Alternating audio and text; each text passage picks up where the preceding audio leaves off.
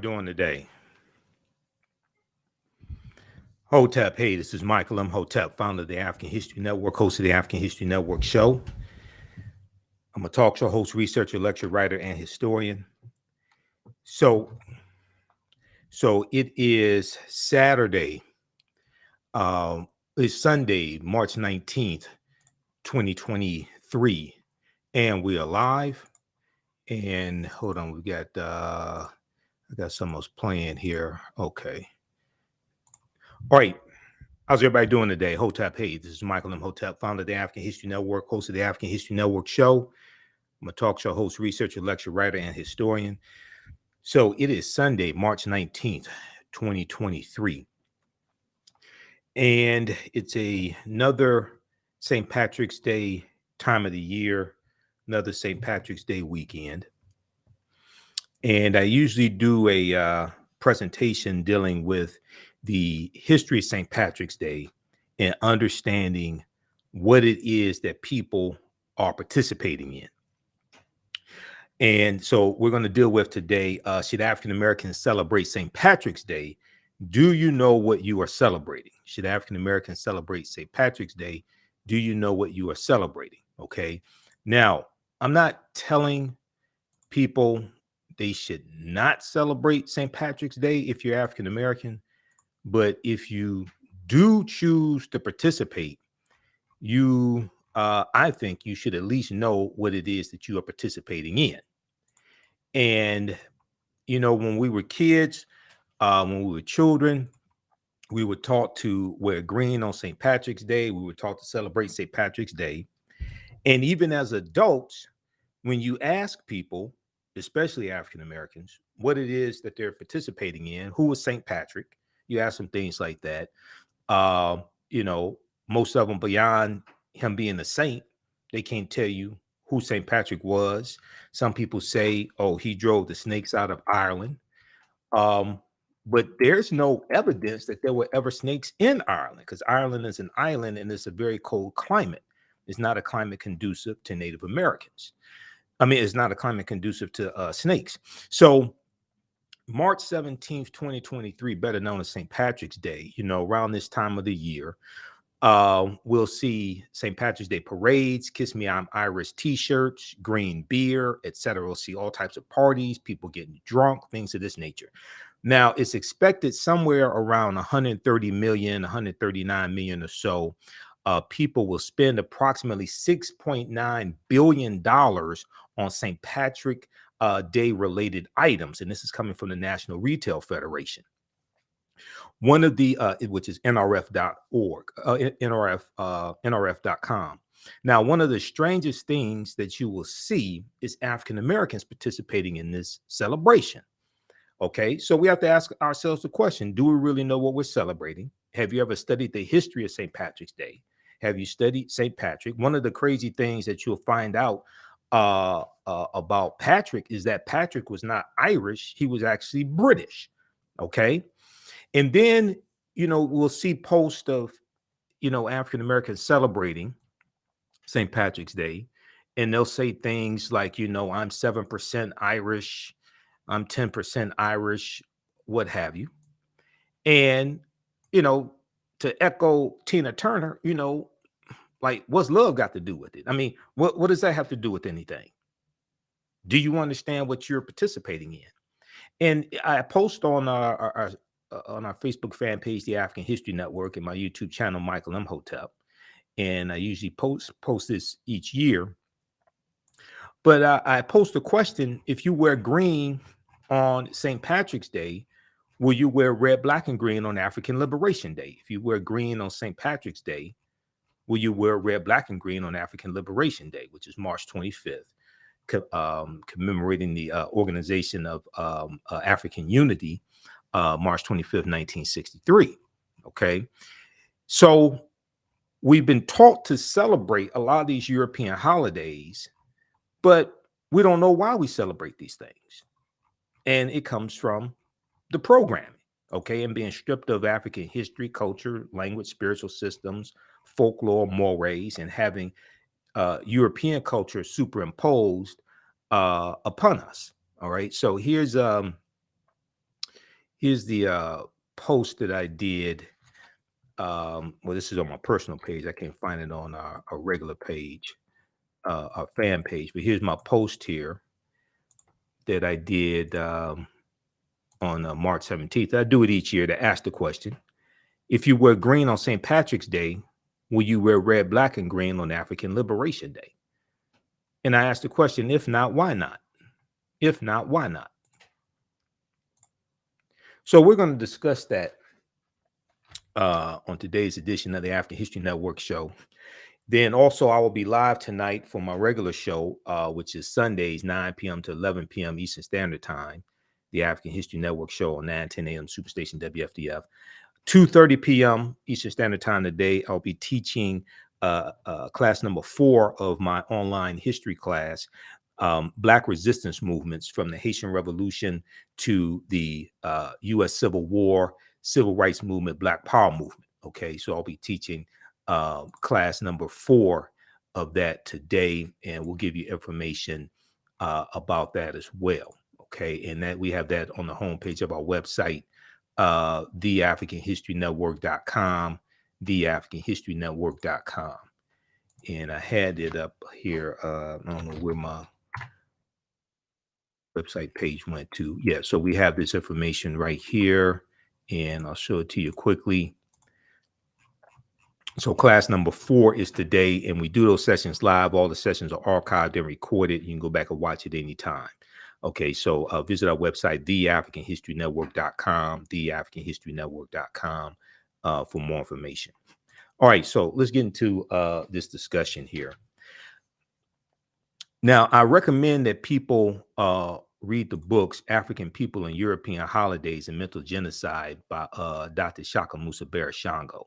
Okay, and I'll pull up a picture here of the book as well. These two books here.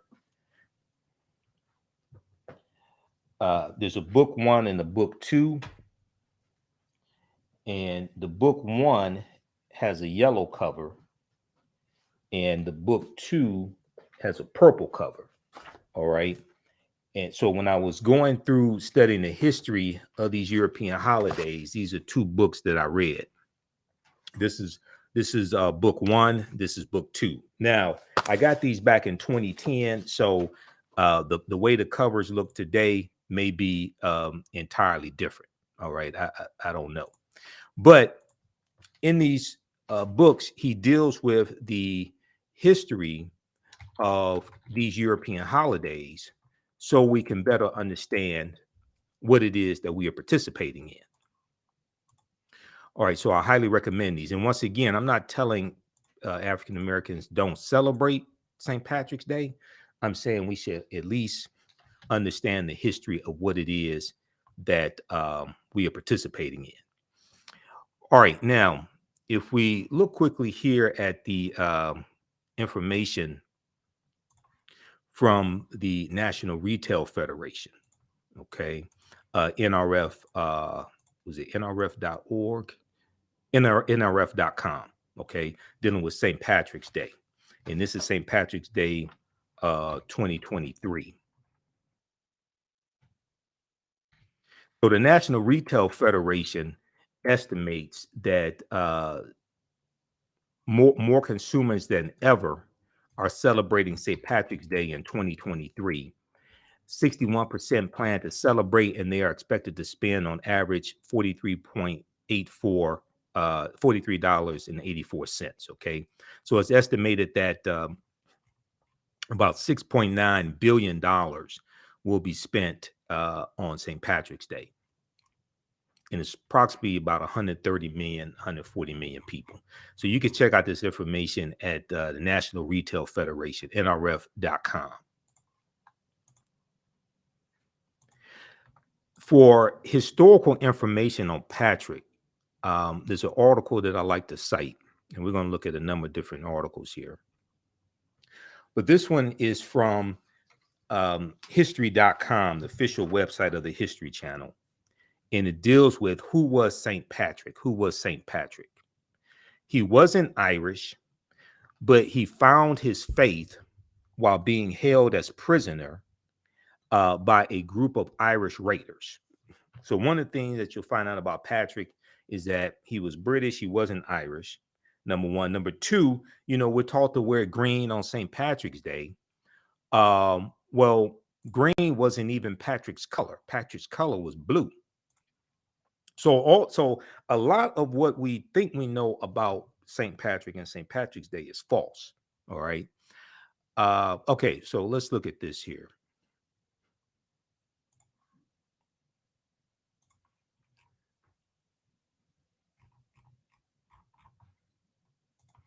Okay, so St. Patrick is the patron saint of Ireland, and he's one of Christianity's most widely known figures.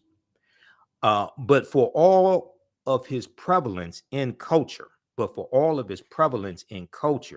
namely the holiday held on the day of his death. So he died March 17th, 461 AD.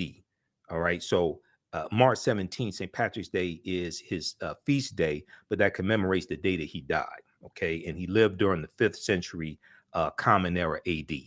But for all of his prevalence in culture, namely the holiday held on the day of his death that bears his name, his life remains somewhat of a mystery. Many of the stories traditionally associated with St. Patrick, including the famous account of his banishing all snakes from Ireland, are false. Okay, many of these stories traditionally associated with St. Patrick, including the famous account of his banishing all of the snakes from Ireland, are false, the products of years of exaggerated storytelling. And once again, there's no evidence that there were ever snakes in Ireland in the first place. We're going to talk about this because this deals with the Druids, okay, who were practicing a watered down version of the teachings coming out of ancient Kemet, ancient Egypt, and the Nile Valley region of Africa. Okay, that's what that deals with. That's a metaphor. All right, so one of the first things that you'll study in this history, as I said, is that Patrick was not Irish. Okay, he was actually British. Patrick was born in Britain, not Ireland, to wealthy parents near the end of the 4th century AD. Now, at this time, Ireland was under control of the Roman Empire. Okay, this is before England comes about, before England becomes a country or a nation or anything like that. Okay, so you have the Roman Empire that is dominant at this time. So Patrick was born in Britain, not Ireland, to wealthy parents near the end of the 4th century AD. He is believed to have died on March 17th, around 460 or 461 AD, Common Era. Although his father was a Christian deacon, it has been suggested that he probably took on the role because of tax incentives, and there is no evidence that Patrick came from a particularly religious family. There's no evidence that he came from a particularly religious family.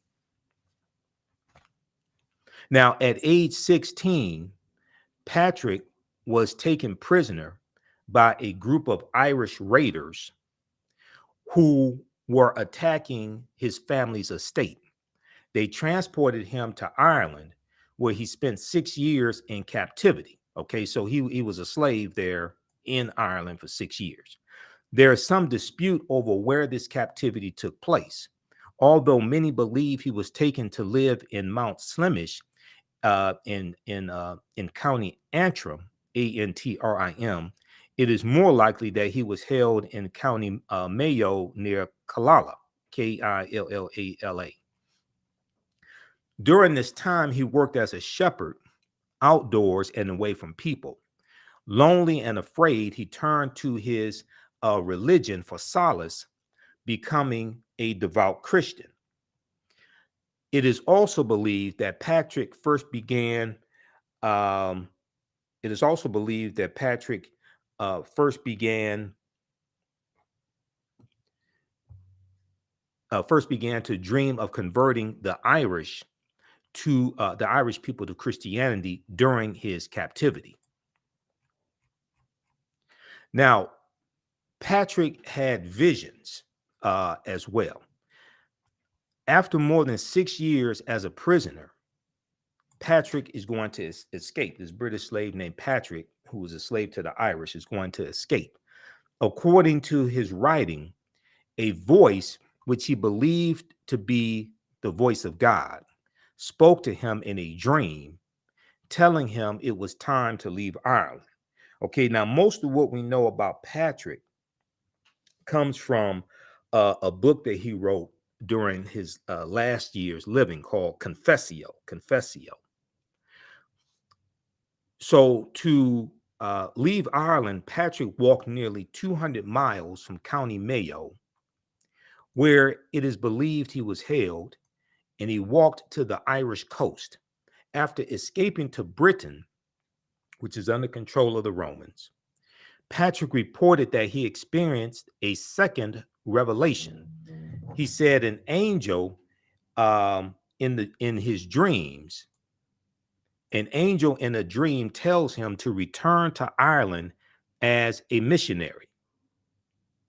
Soon after, Patrick began religious training as a course of study that lasted more than 15 years. After his ordination as a priest,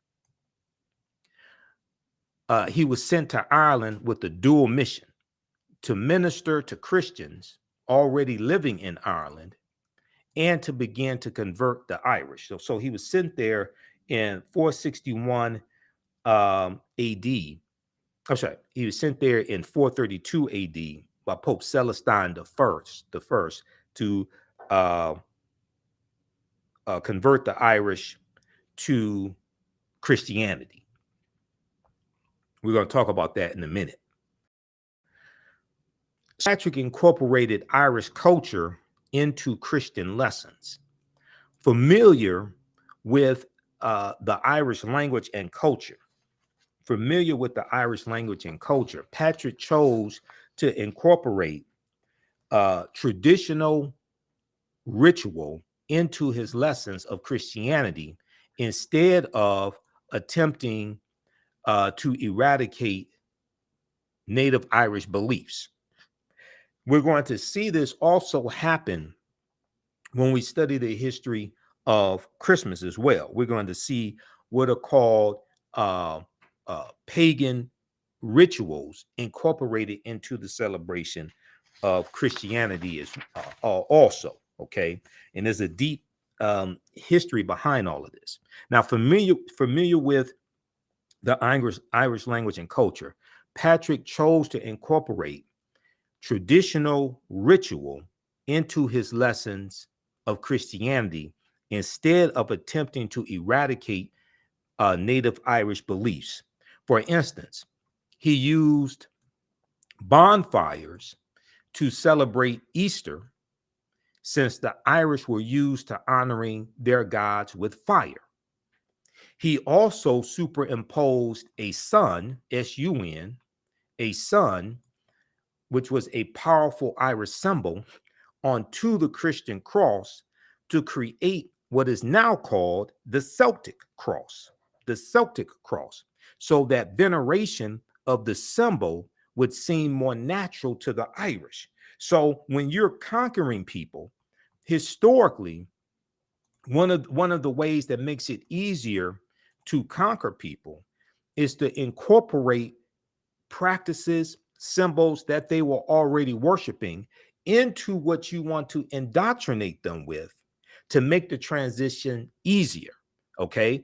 As opposed to just totally wiping out what they were practicing and forcing something else onto them. It makes it easier when you incorporate some of their practices into what you were doing.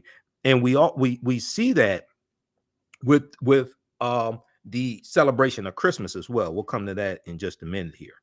Now, some of these practices oftentimes are referred to pagan beliefs, okay? So we have to ask the question then, what is pagan? What is pagan? And pagan is a term that is oftentimes used, but the original meaning of the term, a lot of people don't know. And because of European archaeology, um, anthropology, things like this, pagan has taken on to have a negative kind of connotation.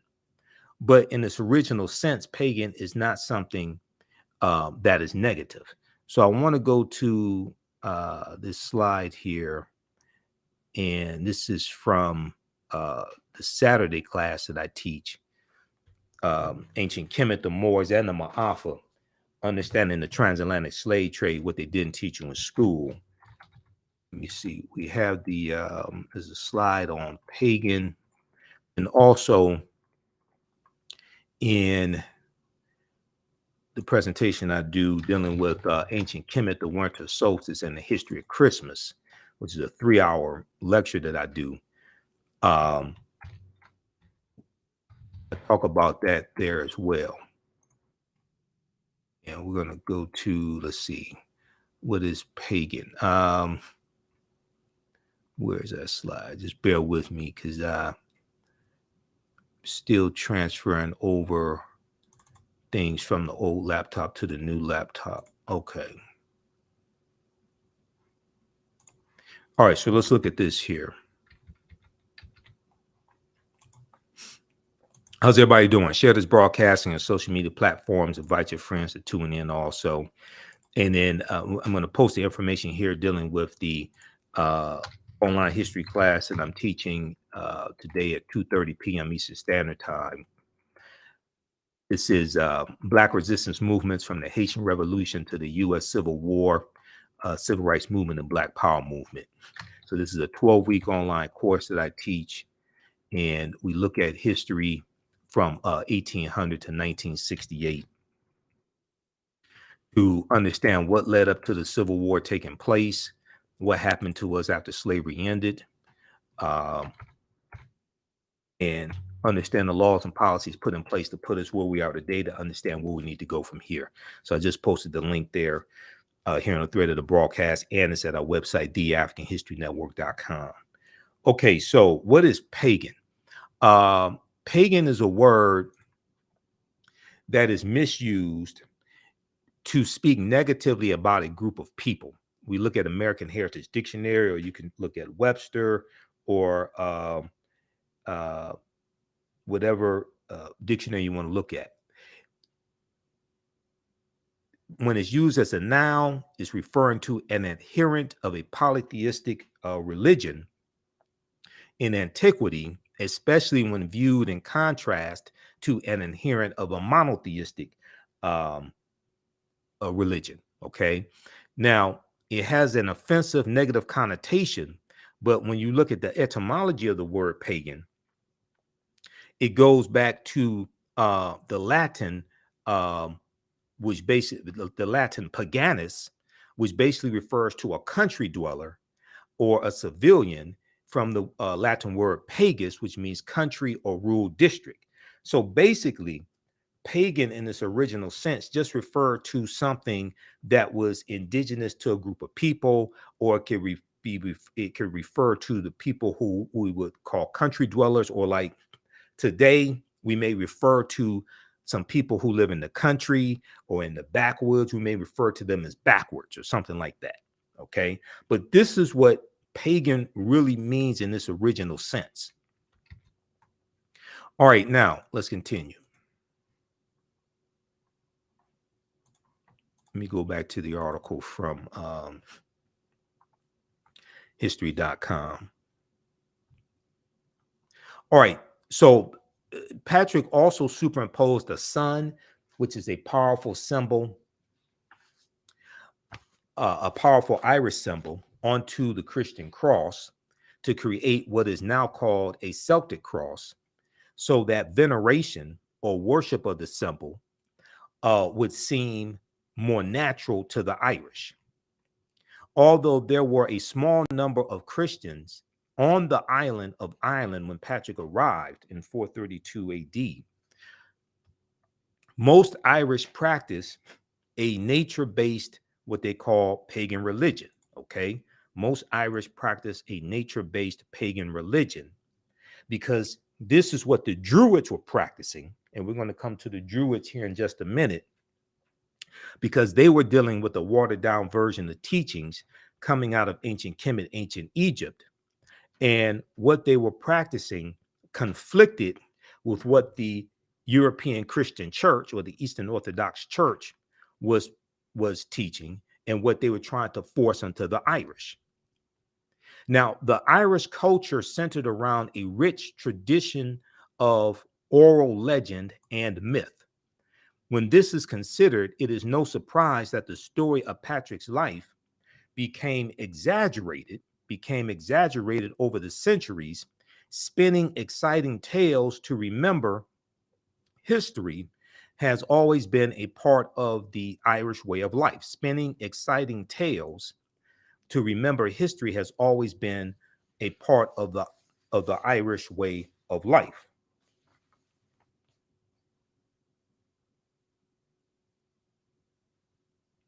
Okay, now also, Patrick was never canonized as a saint.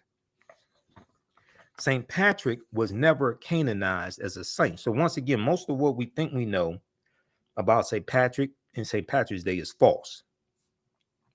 He may be known as the patron saint of Ireland, but Patrick was never actually canonized by the Catholic Church. This is simply due to the era he lived in. During the first millennium, there was no formal canonization process in the Catholic Church. After becoming a priest and helping to spread Christianity through Ireland, Patrick was likely proclaimed a saint by popular acclaim. Okay, now let's look at what is a patron saint. Okay, what is a patron saint? Because Patrick is the patron saint to Ireland. But what is a patron saint? Okay, let me go to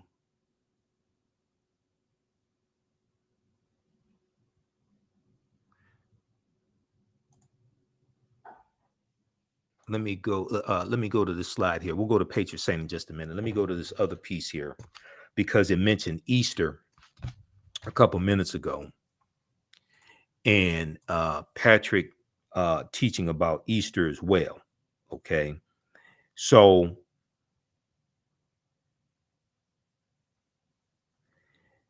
when we look at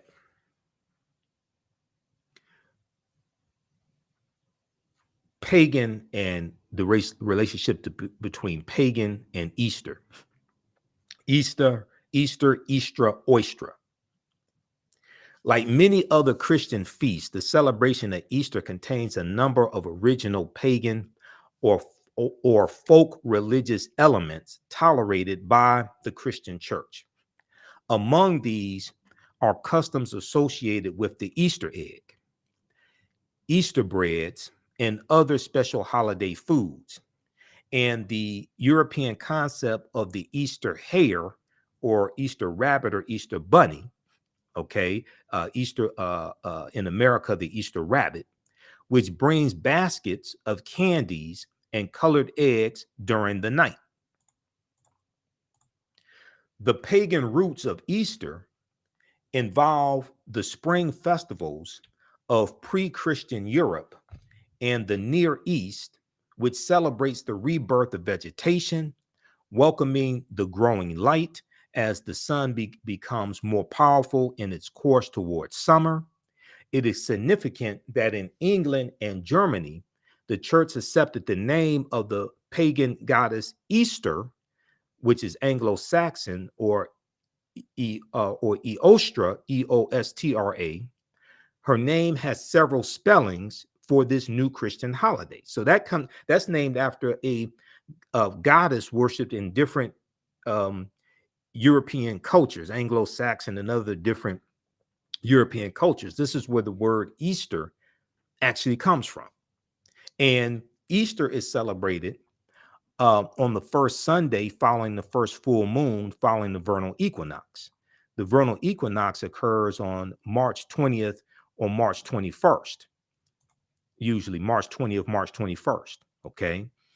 And it marks the first day of spring, and it's the day where you have the same amount of daylight as sunlight. This is all based upon astronomy.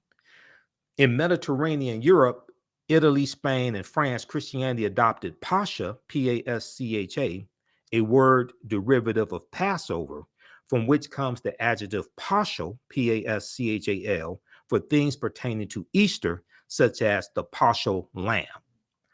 Okay, so so we see how with the celebration of Easter, we see what Europeans refer to as pagan traditions incorporated into the celebration of Easter. We see the same thing with the celebration of Christmas. Okay. Now, I may say some things that are outside the circumference of your own awareness. I probably already have. I may say some things that are outside the circumference of your own awareness. So let me do my disclaimer now. Just because you may disagree with it or never heard it before or don't like it does not mean it's not true. It just means you may have to do some research to understand what I'm talking about. Okay, so I learned this from one of my teachers, Dr. Ray Hagins. And I usually have people, so when I speak about controversial topics, or especially when I speak to groups that are various races, I usually have people put their fingers together to form a circle.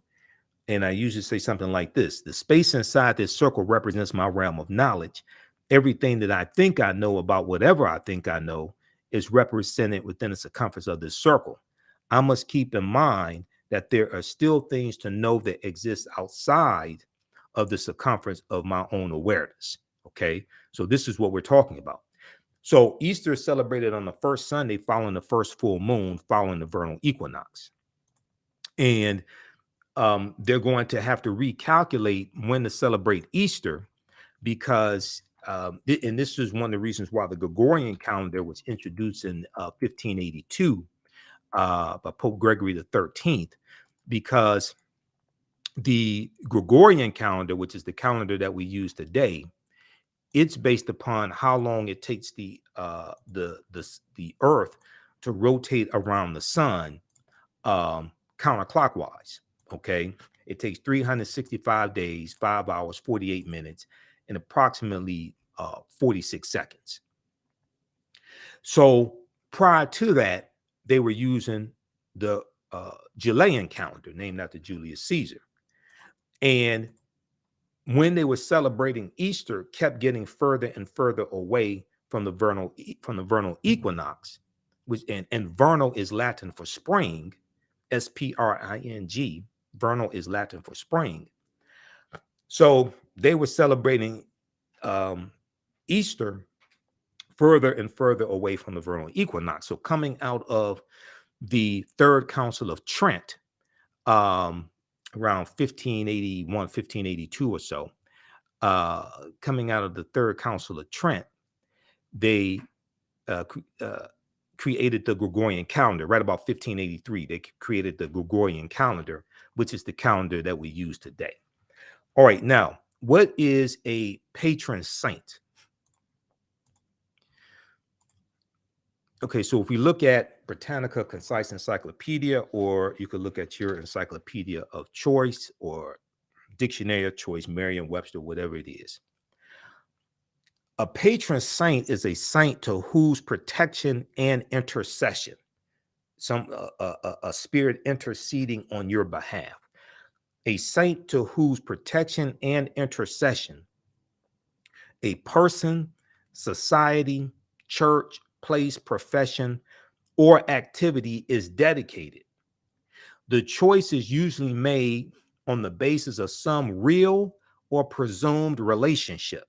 For example, St. Patrick is the patron saint of Ireland because he's credited with introducing Christianity in Ireland.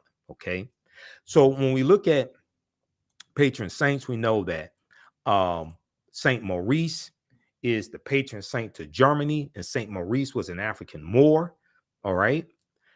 Saint Patrick is the patron saint to Ireland. Saint Nicholas, who was a real person, lived in modern day Turkey around 3rd or 4th century AD. And the center class amongst the Dutch, that religious figure of center class amongst the Dutch, is based upon Saint Nicholas. And from center class being brought to the U.S. in the early 1700s, when you have the Dutch immigrating to the U.S., they're going to bring this religious figure of center class, who had a long white beard and wore a red cape with a white outfit. That is going to be transformed into the secular figure of Santa Claus. And Saint Nicholas is a center class is Dutch for Saint Nicholas. Okay. So from the religious figure of center class, you get the secular figure. And Thomas Nast, the cartoonist Thomas Nast, Nast, is largely credited with creating the image of what we know as Santa Claus, the jolly fat fellow with the long white beard, the red outfit. Okay. He is the one who's largely credited with creating that image of Santa Claus. All right, so we do all this in the lecture I do, Ancient Kemet, which is one of the original names for Egypt, Ancient Kemet, the winter solstice, and the history of Christmas. Now, you may ask, well, who's the person crouched down with wearing blackface in the Afro wig? That's Joata Piet, Black Pete, who was a Moor. And the story of Joata Piet comes about the 1850s or so. And it was a children's story. And in one of the versions of the story, he was a Moor who becomes a slave. He was a Moor who becomes a slave of center class, okay, of center class, of Saint Nicholas. And he's Joata Piet slides down the chimney, and if the children are bad, he'll put coal in their stocking. Okay, Joata Piet. So over the celebration, so they would have parades throughout the Netherlands, starting in the beginning of November throughout going into December. And you have white people putting on blackface, putting on Afro wigs, dressed up as Joata Piet, Black Pete. Over the last 10 years or so, there has been an increase in opposition to Joata Piet.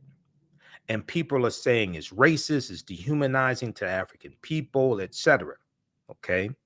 So in November of each year, going into December, you'll probably see articles written about these protests taking place in the Netherlands. But this also deals with the history of the Moors in Europe, because in the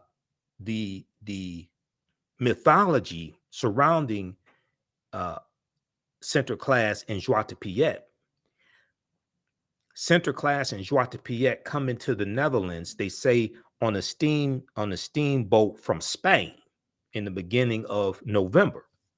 And you will have oftentimes those in the Netherlands reenacting this also when you study this history and you study the celebration. Okay, let's continue. So some other patron saints are, let me see, go back to patron saints right here. Some other patron saints. So Saint Nicholas is the patron saint to Amsterdam and Russia.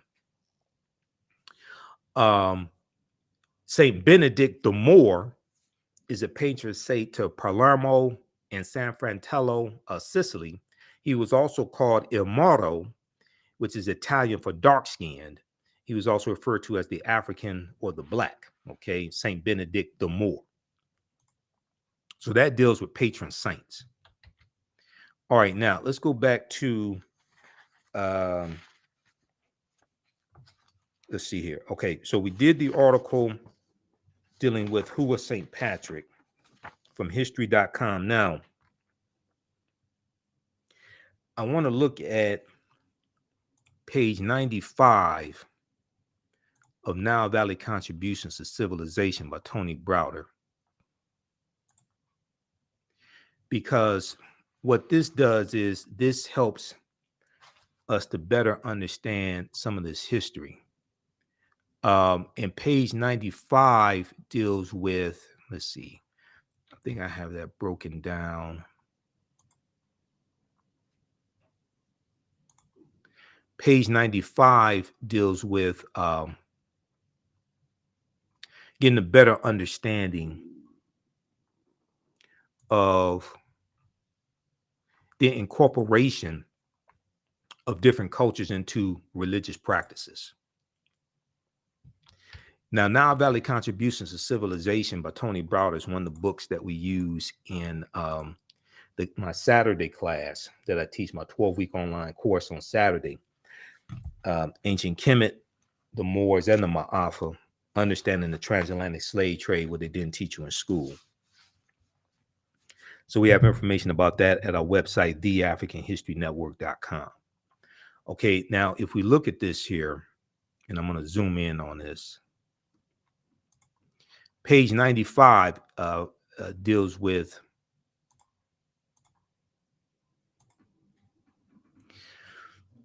the story of Asar, Aset, and Heru, who the Greeks called Osiris, Isis, and Horus. And Browder says in 1984, at the Nile Valley Conference in Atlanta, Georgia, Dr. Charles Kofer, professor of Old Testament at the Interdenominational Theological Center in Atlanta, discussed the role of Egypt and Ethiopia in the Old Testament.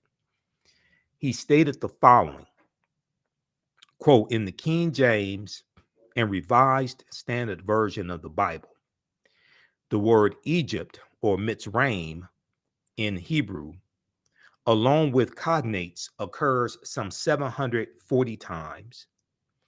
In the Old Testament, the word translated Ethiopia and or Cush, C-U-S-H, Cush, and Cush in Hebrew, along with cognates, and including 3 instances of duplication in the references, appears 58 times in the King James Version.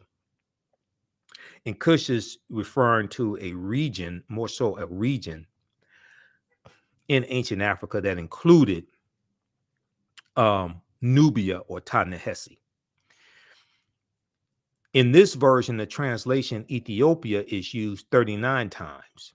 Cush, untranslated with cognates, 19 times. The numerous references to Egypt led one Old Testament scholar to remark, quote, no other land is mentioned so frequently as Egypt in the Old Testament, end quote. To understand Israel, one must look well into Egypt. Now, the story, so bottom of this page here, page 95. The story of Asar, Aset, and Heru is the first story in the recorded history of man of a holy royal family, or the Trinity, the Immaculate Conception, virgin birth, and resurrection. Evidence of this Trinity is known to have existed in ancient Nubia, or Ta-Nehesi, as long as 3,300 BCE, or BC, before Christ, or before the Common Era, okay? Is known to have existed in ancient Nubia as late as 3,300 BCE. Carved on the walls of the Temple of Luxor, circa 1380 BCE, around 1380 before Christ, are scenes which depict the following. One, so bottom, my left, bottom the panel, we see 4 different scenes depicted here. One, the Annunciation. The Neter Dahuti, who the Greeks called Thoth, is shown announcing to the virgin Auset the coming birth of their son Heru, who the Greeks called Horus, and the Greeks called Auset Isis. Okay, so this is the Annunciation. And Dahuti is telling the virgin Auset that she's going to give birth to a son. Scene number 2, the Immaculate Conception. The Neter Neph, Kneph, who represents the Holy Ghost, and the Neter Het Heru, who the Greeks called Hathor, are shown symbolically impregnating Auset by holding Ankhs, which is the symbol for eternal life coming out of ancient Kemet, the African symbol, the ancient Kemetic symbol for eternal life. They're holding Ankhs to the nostrils of the Virgin Mother to be, symbolically impregnating her. This is the Immaculate Conception. Then the third scene is at the top, the virgin birth. Auset, who the Greeks called Isis, is shown sitting on the birthing stool, and the newborn child is attended by midwives. So we knew that it made more sense to sit on a birthing stool and let gravity take its course, right? So this is what we see depicted here. In the fourth scene at the bottom on my right, the Adoration. The newborn Heru is portrayed receiving gifts from the 3 kings or magi while being adored by a host of gods and men. So we see these the elements from these 4 scenes incorporated into the Christian story of the Annunciation, and it is the angel Gabriel who announces to the Virgin Mary that she's going to give birth to a son. That's the Annunciation. We see all that incorporated into the Christian story. If we look here at page 168 of Nile Valley Contributions to Civilization by Tony Browder, he shows you Dahuti, okay, and we know that many of the deities coming from the Greeks and then later the Romans were influenced by the Neteru, or the deities coming out of ancient Kemet or ancient Egypt and the Nile Valley region of Africa. So he shows you Dahuti, he shows you Hermes Trismegistus, and he shows you Mercury.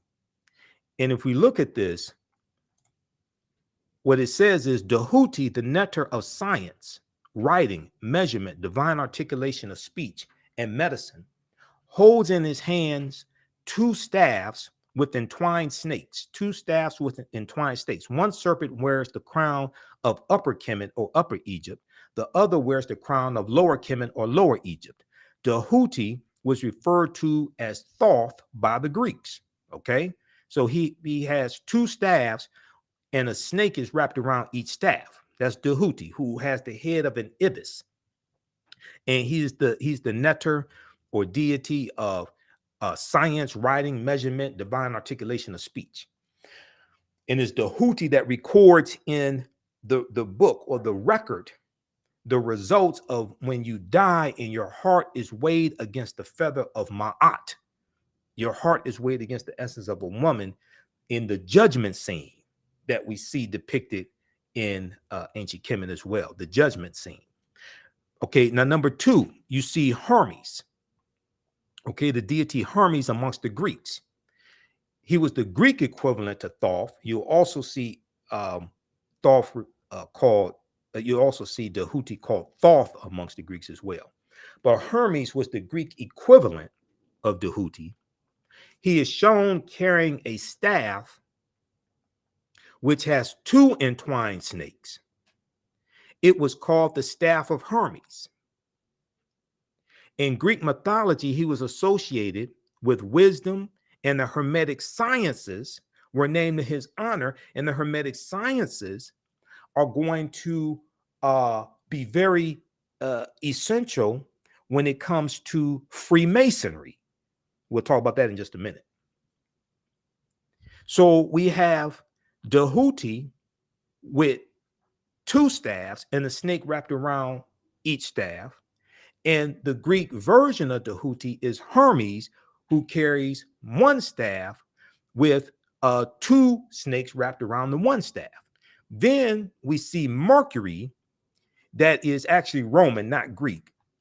We see Mercury, which is the Roman version of Tahuti and Hermes.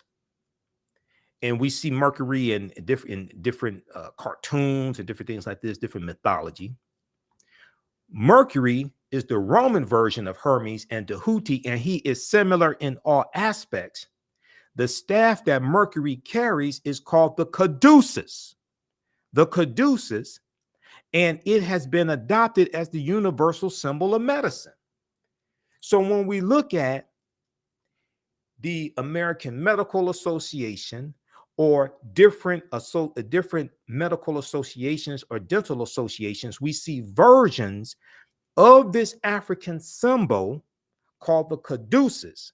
But because we've been stripped of African history, culture, language, spiritual systems, etc., they can co-opt our symbolism, represent it to the world as if they created it themselves, and we don't know any different.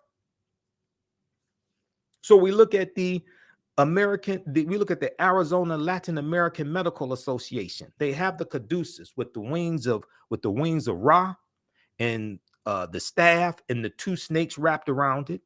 We look at the American Medical Association, and it has one staff with a snake wrapped around it. We look at this symbol here from dealing with dentistry, and it has a staff with a snake wrapped around it. Okay, but that goes back to ancient Kemet, goes back to our ancestors, which gets co-opted by Europeans. Now, it goes on to say here, page 168. So I was sharing what was in the margins. Let's look at the text here. Everybody follow me. Everybody all right? Everybody follow me. Are you learning anything? Let me know. Okay. All right. Now, this is the type of information we get deep into in the online history classes that I teach. So be sure to visit our website, theafricanhistorynetwork.com.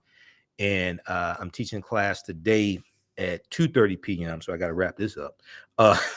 Teaching a class today at 2:30 p.m. dealing with Black resistance movements from the Haitian Revolution, U.S. Civil War, Civil Rights Movement, Black Power Movement. Okay. So that's a deep class also. So we get to really analyze a 1,200-year period of history. All right. But this type of information I'm talking about right now, we get deep into that in ancient Kemet, the Moors, and the Ma'afa, understanding the transatlantic slave trade, what they didn't teach you in school. Okay, now let's look at the text of page 168 from Nile Valley Contributions to Civilization by Tony Browder.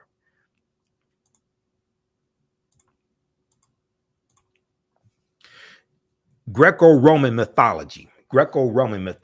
Just as certain architectural stylings, which originated in Kemet, greatly influenced the Greeks and Romans, the same can be said for the Nile Valley concepts of the Neteru, who are the forces of nature, the deities.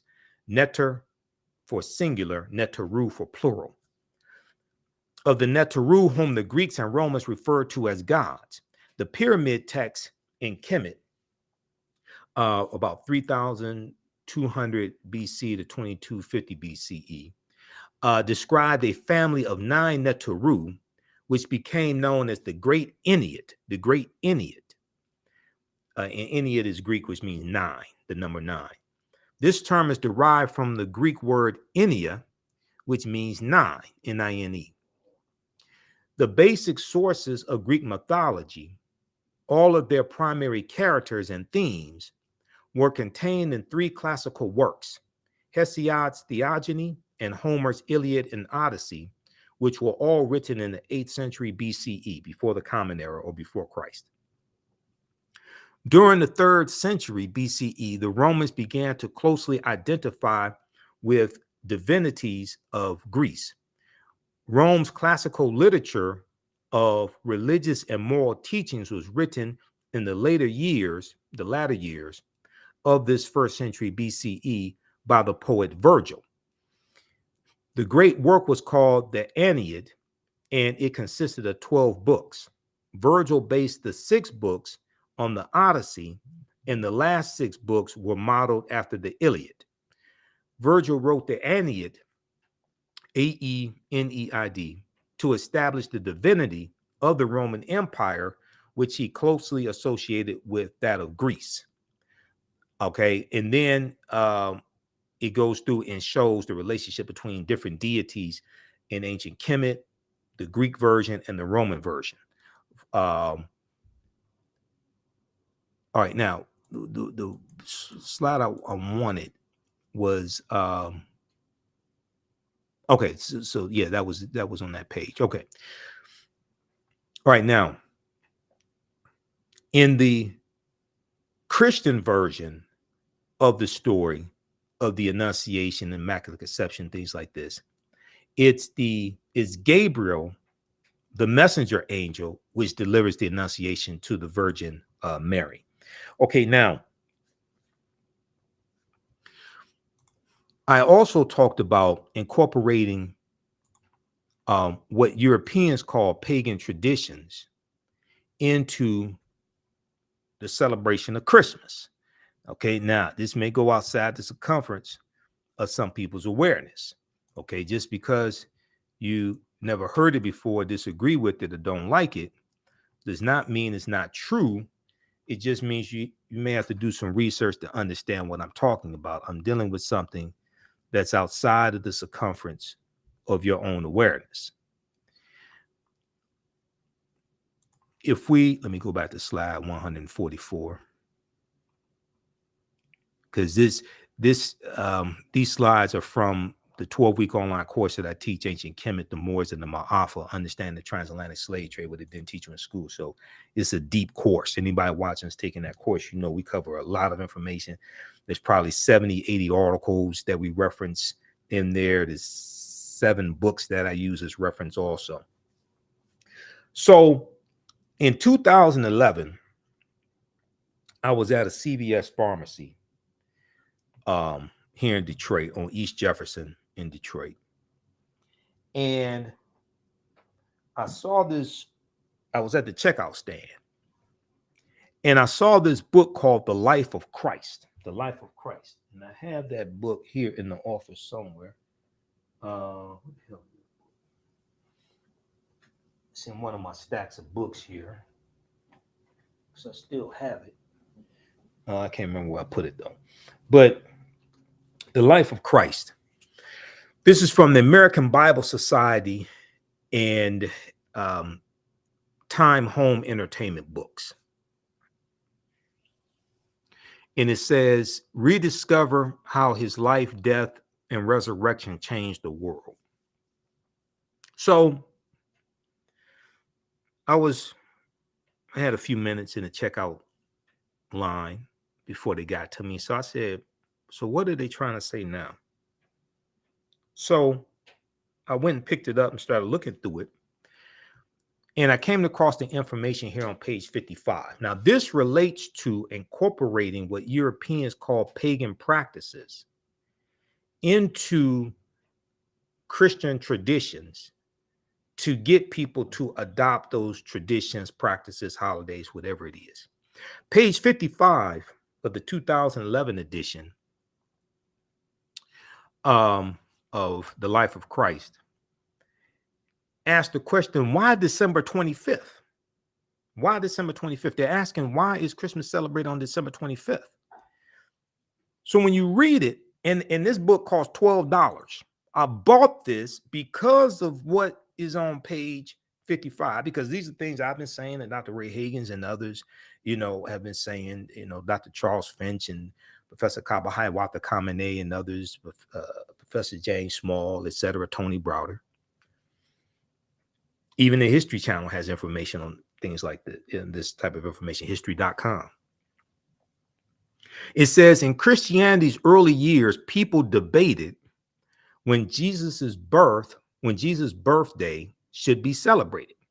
Some Christians were against observing it at all, as they did not want Jesus or Yeshua, because the letter J didn't exist until 1630 AD. And look up the word Jesus in the dictionary, Merriam-Webster, whatever it is. Look at the etymology of the word, and it takes you back to Yeshua. It takes you back to Yeshua, which is Hebrew with a Y, because the letter J didn't exist. The letter J is derived from the letter I. So this is why in your 26 character alphabet, the letter J comes after I. The letter J is an I with a hook on it. All right, so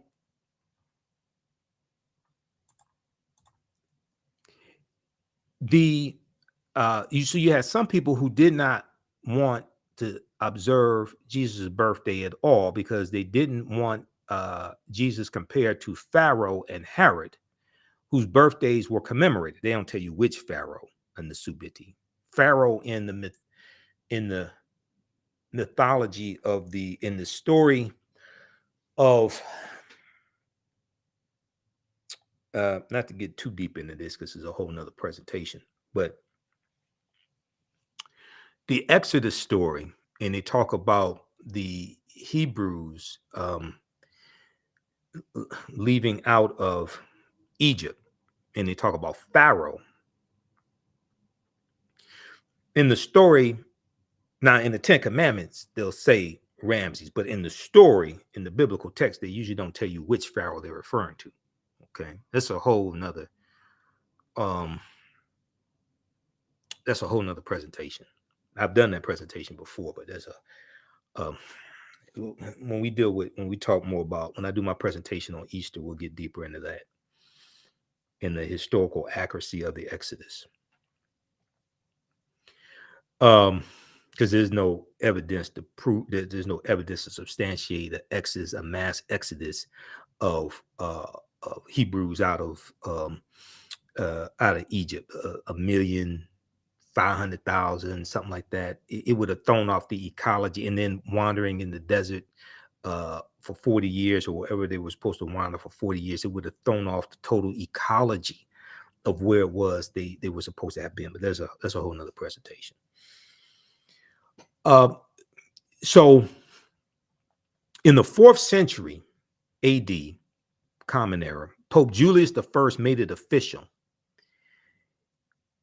Christ's birth would be celebrated on December 25th. Christ's birth would be celebrated on December 25th. Okay. So this was about about 345 AD, something like that. He decrees, he says that Christ's birth would be celebrated on December 25th.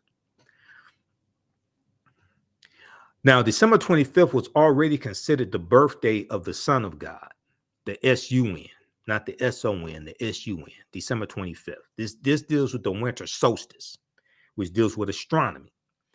Using the technology available at the time, ancient astronomers observed that on December 25th, the days started getting longer again. Okay. They recognized the date as the winter solstice, when the sun is born again each year, not the S-O-N, but the S-U-N. So the winter solstice occurs on December 20th, December 21st, could be early in the morning, December 22nd. The Romans celebrated the birthday of the god Sol Invictus, which means unconquered sun. Sol, the word Sol is in reference to sun. Sol Invictus.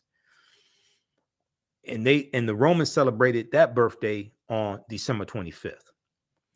The day was also recognized as the birthday of the Persian deity or the Persian sun god known as Mithra, and as the birthday of Attis, an agricultural god worshipped in Asia Minor.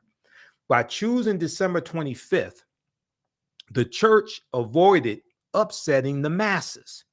No one wanted their festivals canceled, so the Christian church simply combined the new Christian holiday with pagan traditions as a way to make it easier for people to transition to what you want to indoctrinate them with. So as the Roman Empire is conquering people and forcing onto them their religion, their practices, etc., they are incorporating some of the quote unquote pagan traditions that those people who are being conquered are already practicing. They are incorporating them into the Roman religious practices and celebrations, etc.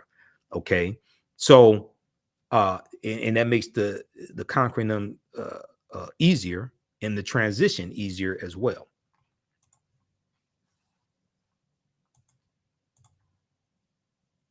All right, now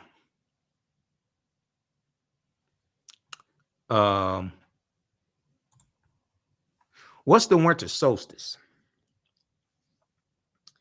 So when we look at it astronomically, the winter solstice is the instant at which the sun reaches the point of maximum southerly declination. So the sun in its voyage is journeyed throughout the 12 constellations. The sun reaches its lowest point about December 20th, December 21st. Okay. And it's in the constellation of Capricorn. It enters into the constellation of Capricorn. And it said for 3 days, December 22nd, 23rd, 24th, it appears the sun stands still. It appears the Son of God, the SUN, is dead and does not move. On December 25th, the sun moves 1 degree northward, and December 25th marks the rebirth of the sun, and the sun has there's additional sunlight. The days start getting longer. So starting on December 25th, the days begin to get longer, and each subsequent day is longer and longer and longer. So December 25th was known as the rebirth of the Son of God, the SUN, not the SON, or the birth of the Son of God. The winter solstice is the instant at which the sun reaches the point of southerly maximum declination on or about December 21st. A solstice, SOLTICE, which occurs when the position of the earth is at the perihelion, or when it is nearest to the sun by its north pole nearest to the sun, is inclined away from the sun. Okay. It occurs it occurs when there is winter in the northern hemisphere and summer in the southern hemisphere. So if we look at the etymology of the word solstice, comes from the Latin prefix sol, S-O-N, meaning sun, and stit, past participle of sistere, and we look at the word solstitum, which means stand still. So solstice literally means sun, S-U-N, stand still. Okay, this is where this comes from. This is why Christmas is celebrated on December 25th, because nowhere in the biblical text, now this may go outside the circumference of some people's awareness, nowhere in the biblical text does it state that Yeshua or Jesus the Christ was born on December 25th. That's based upon astronomy. All right, now let's look at the Druids. Okay, let's look at these people called the Druids,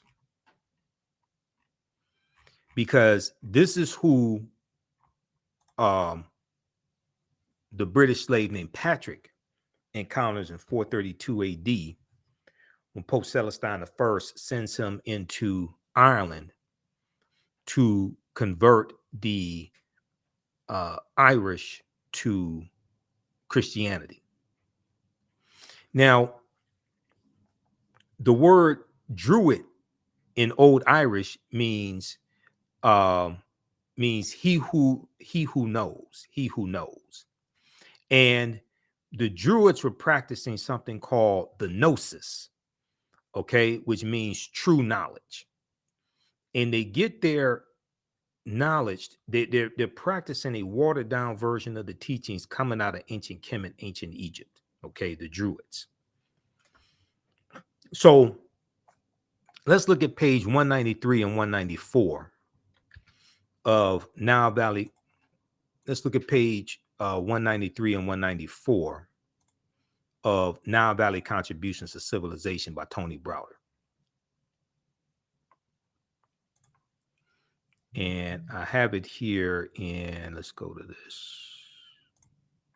Okay. I have it here in the PDF.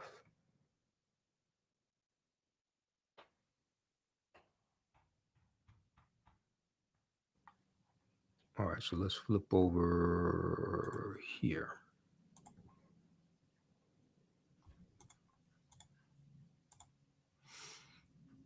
Okay, this is page 193 and 194 of Nile Valley Contributions to Civilization by Tony Browder. And I've interviewed Browder a number of times on the African History Network show. We've been on panel discussions together as well. He's a brilliant historian and archaeologist.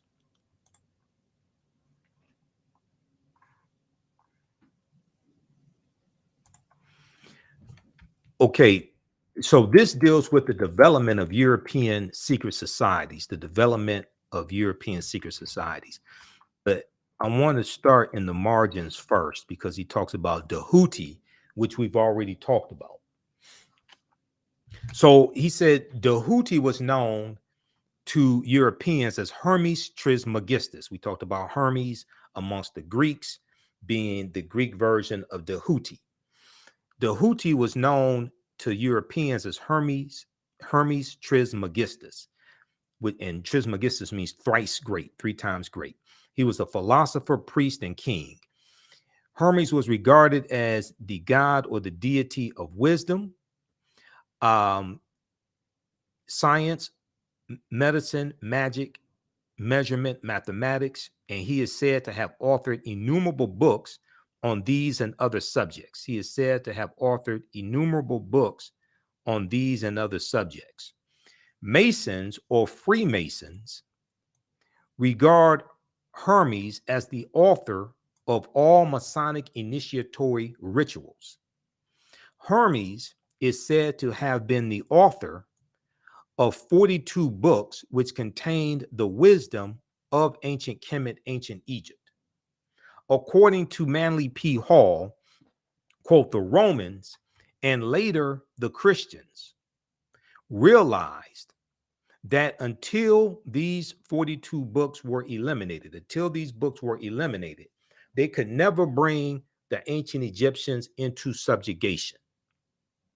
Now, books on the Hermetic sciences were said to contain information regarding the ancient Egyptians or ancient Kemetic people's understanding of immortality, which was based on the knowledge that, quote, the body is the tomb of the soul. The body is the tomb of the soul. During the Greco-Roman occupation of Egypt, the Greeks and the Romans, the Greco-Roman soldiers formed a secret body of specialized scholarship and training in the Hermetic sciences. They became known as Druids and later moved from Egypt into Greece and Rome before establishing a school in Ireland. So here we see a depiction of Hermes Trismegistus, okay? And next to Hermes is the staff with 2 snakes wrapped around it, what we know as the caduceus. Okay, this is where the caduceus comes from, which comes from the 2 staffs with one snake wrapped around each staff that Dahuti carried. Okay, so if we look at this here, page 195, the development of European secret societies. One of the most enduring aspects of one of the most enduring aspects of the Nile Valley civilization was the proliferation of its scientific and philosophical thought, which became known outside of ancient Kemet as the mystery schools. Okay, as the mystery schools. So let me zoom in on this here.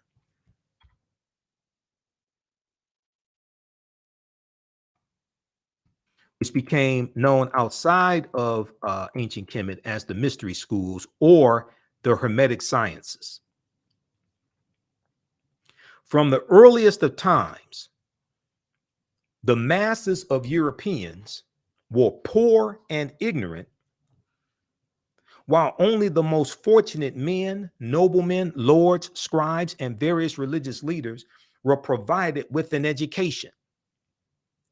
Of this group, so that may be, say, the top 10% get provided with an education, okay, in Europe, historically in Europe, going back hundreds of years. While only the most fortunate men, noblemen, lords, scribes, and various religious leaders were provided with an education. Of this group, an even smaller number knew how to adequately read or write. So that may be the top 5, maybe 5% of the European population, or 4% of the European population, something like that. Of this group, an even smaller number knew how to adequately read or write. Now, this may go outside the circumference of some people's awareness. Just because you disagree with it or don't like it does not mean it's not true. Just means you have to do more research to understand what I'm talking about, especially historical research. And world histories and world history books, religious literature is in religious literature books. You have to understand the difference between world history and religious literature. That's another conversation. The dogma of Christianity was readily available to the masses of people, and the masses of Europeans were poor and ignorant. While the educated elite studied the ancient teachings, which were also called gnosis or true knowledge. Where did those ancient teachings come from? The educated elite in Europe was studying a watered down version of the teachings coming out of the Nile Valley region of Africa, coming from especially ancient Kemet, ancient Egypt, coming from our ancestors, while they gave to the masses who were poor and ignorant and also illiterate, they gave them Christianity, or what we would say European Christianity. So the ruling elite are studying the gnosis or the true knowledge. The newly emerging schools of Hermetic, Neoplatonic, and Gnostic thought in Europe were loosely based on the Nile Valley principles of education, the Nile Valley region of Africa, especially ancient Egypt, the Nile Valley principles of education, which were designed to awaken within an individual knowledge of self. Knowledge of self. This knowledge of self led to an awareness of the power of the creator-creatress force, who we've been taught to call God. The knowledge, the powers of God which exist within man and woman, as expressed in the myths of Asar, Osset, and Heru. This philosophy was in direct conflict with Christianity, or European Christianity. This philosophy was in direct conflict with Christianity, which taught that man was conceived in sin and that salvation could only be gained through Yeshua, or Jesus the Christ, the Pope, or other accepted intermediaries. One example of the clash between these opposing ideologies can be found by studying the symbolism incorporated into the story of St. Patrick and the Druids of Ireland.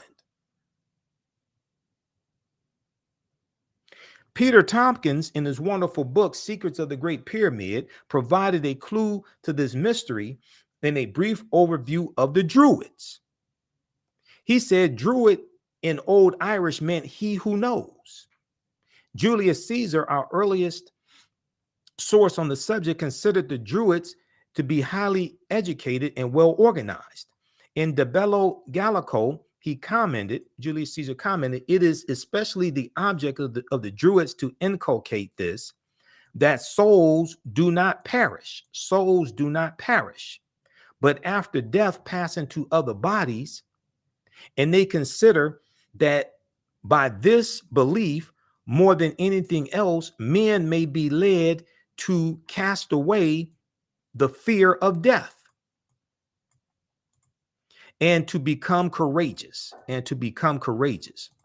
They discuss many points concerning the heavenly bodies and their motion, the extent, so astronomy, the extent of the universe and the world, the nature of things, the influence and ability of the immortal gods, and they instruct the youth in these things. So the Druids are also teaching the youth. Okay, end quote. Now, the Druids were also known to dress in a style similar to the priestly kings of ancient Kemet.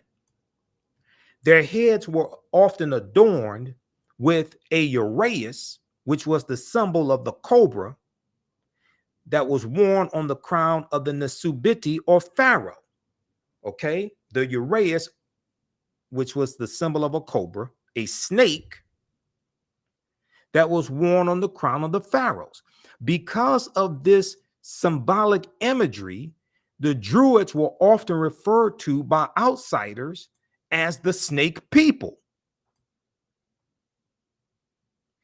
Their presence and ideology were viewed as a direct threat to the development of Christianity in Ireland.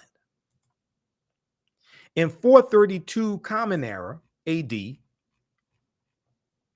or ACE, after the Common Era, 432, Pope Celestine I sent a former British slave named Patrick into the region of Ireland, which was under the control of the Roman Empire, to convert the population of the Irish and the Druids to Christianity.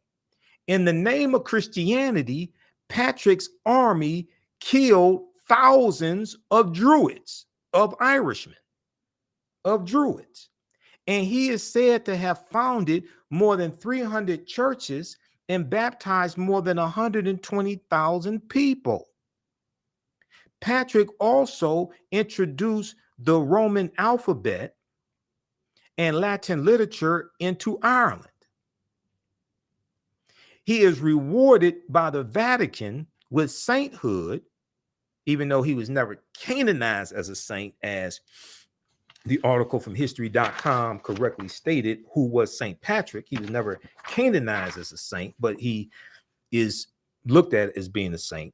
So he was rewarded by the Vatican with sainthood, and today millions of people throughout the world celebrate St. Patrick's Day on his feast day, March 17th, because he died March 17th, is before 62 AD, right around there, 462. So that's the day he died.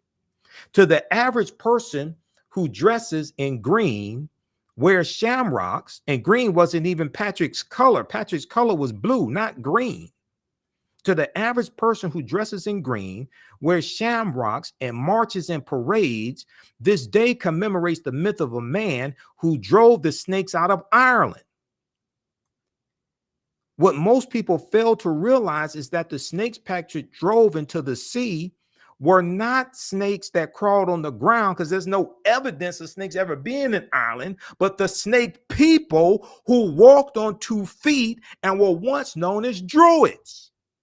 So you're honoring a mass murderer who killed thousands of Druids on behalf of the Christian church. And the Druids were practicing a watered down version of the teachings that were being practiced by our ancestors coming out of the Nile Valley region of Africa. And you have African Americans participating in a mass, in a celebration honoring a mass murderer. So you can do that if you want to.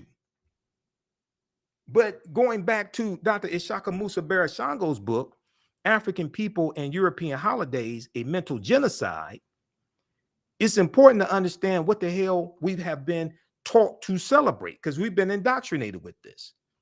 Now, you go ask the average person about St. Patrick, they can't explain any of this to you because we've never been taught to go research.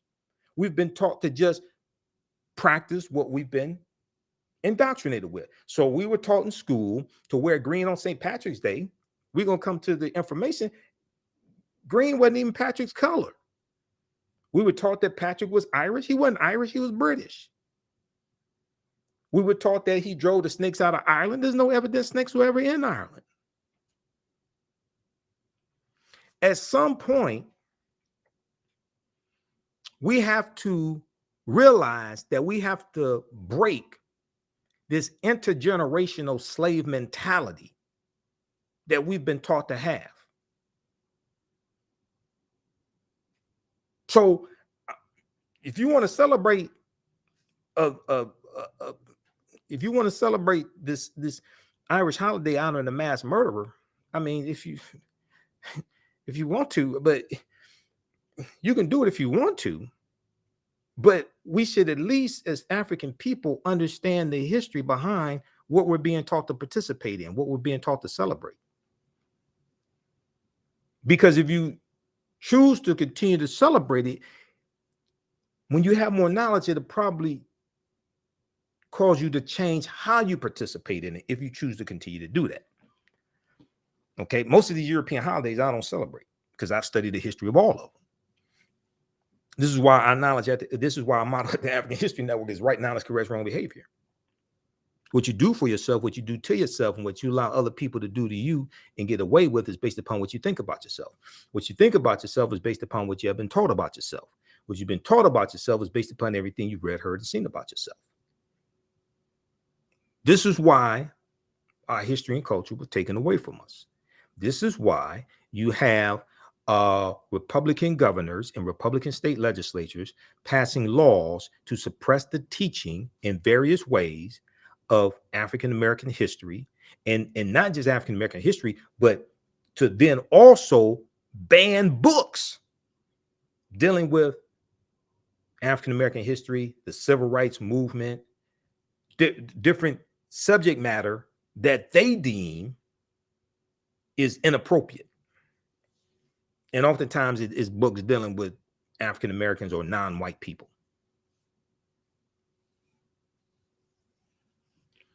So you can celebrate and drink green beer and get drunk as much as you want to and wear shirts that say "Kiss Me, I'm Irish." I'm not sure if you have a shirt that says "Kiss Me, I'm African." And this is why I asked the question. Every St. Patrick's Day, I asked the question: if you wear green on St. Patrick's Day, will you wear red, black, and green on African Liberation Day? If not, why not? Do you know what you're celebrating? Do you know what we're being indoctrinated with? If you like this type of information, you can support the African History Network, $ the AHN Show through Cash App, $ the AHN Show through Cash App, or through PayPal, paypal.me/the AHN Show. This helps us keep doing the research, stay on the air, keep broadcasting, finance our Sunday night show at 9 p.m. Eastern Standard Time, the African History Network show. Pay some of the bills, etc. Also, I'm teaching my Sunday class that I teach, and I'm teaching that today when I finish, because we're going to wrap up here in a few minutes because I got to jump off here and teach this class.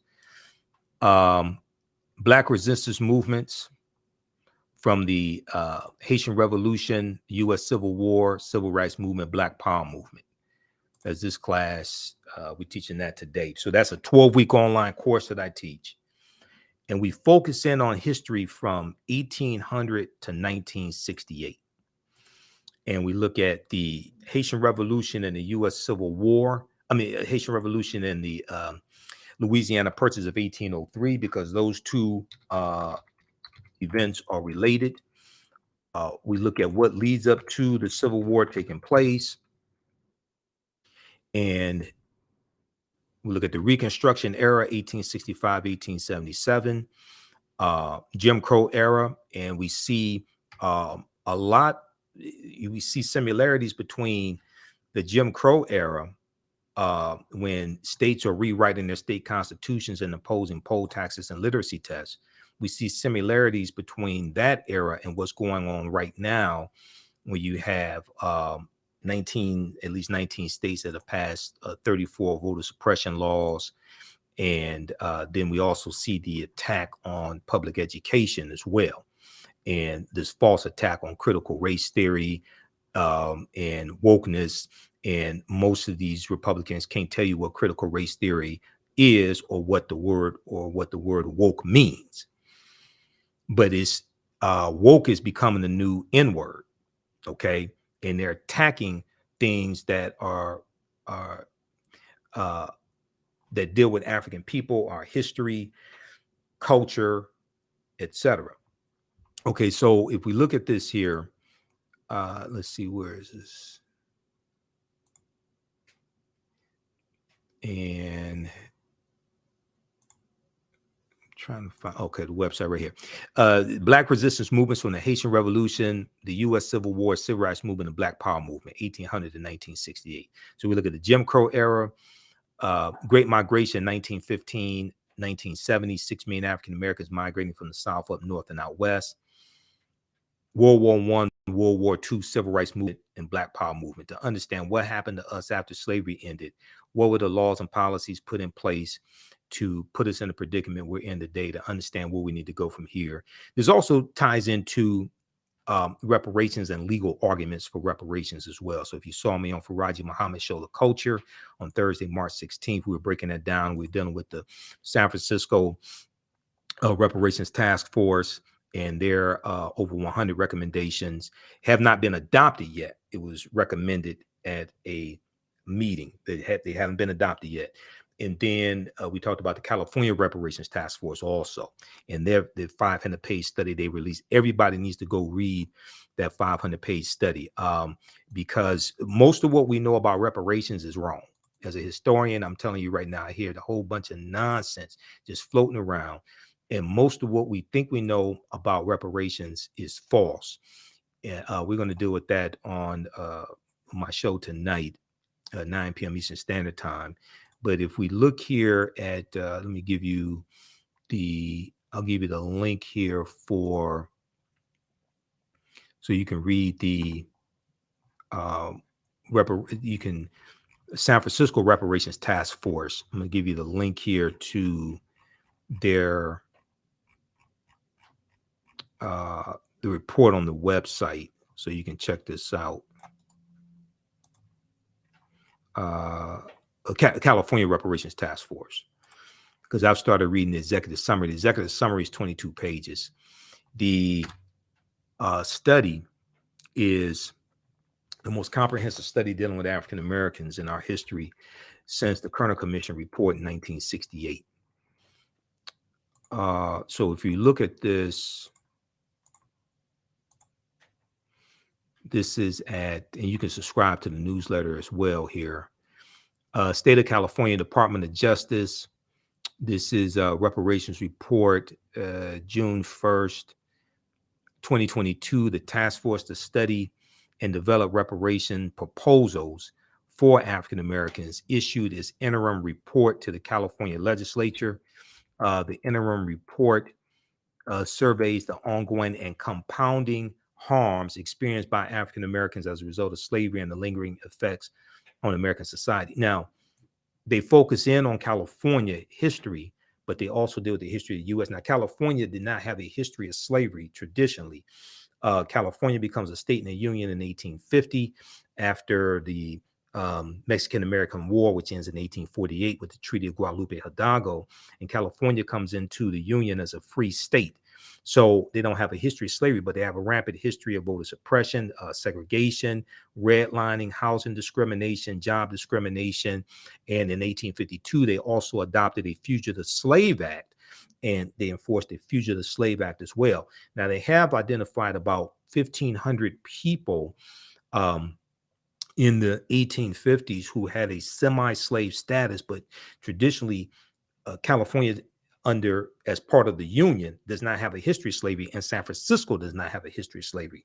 So when you study what the San Francisco Reparations Task Force is doing, they're dealing with the legacy of slavery, what happens after slavery ends, because like I just mentioned, because they don't have a history of slavery. Reparations is not synonymous with slavery. That's one of the huge misconceptions.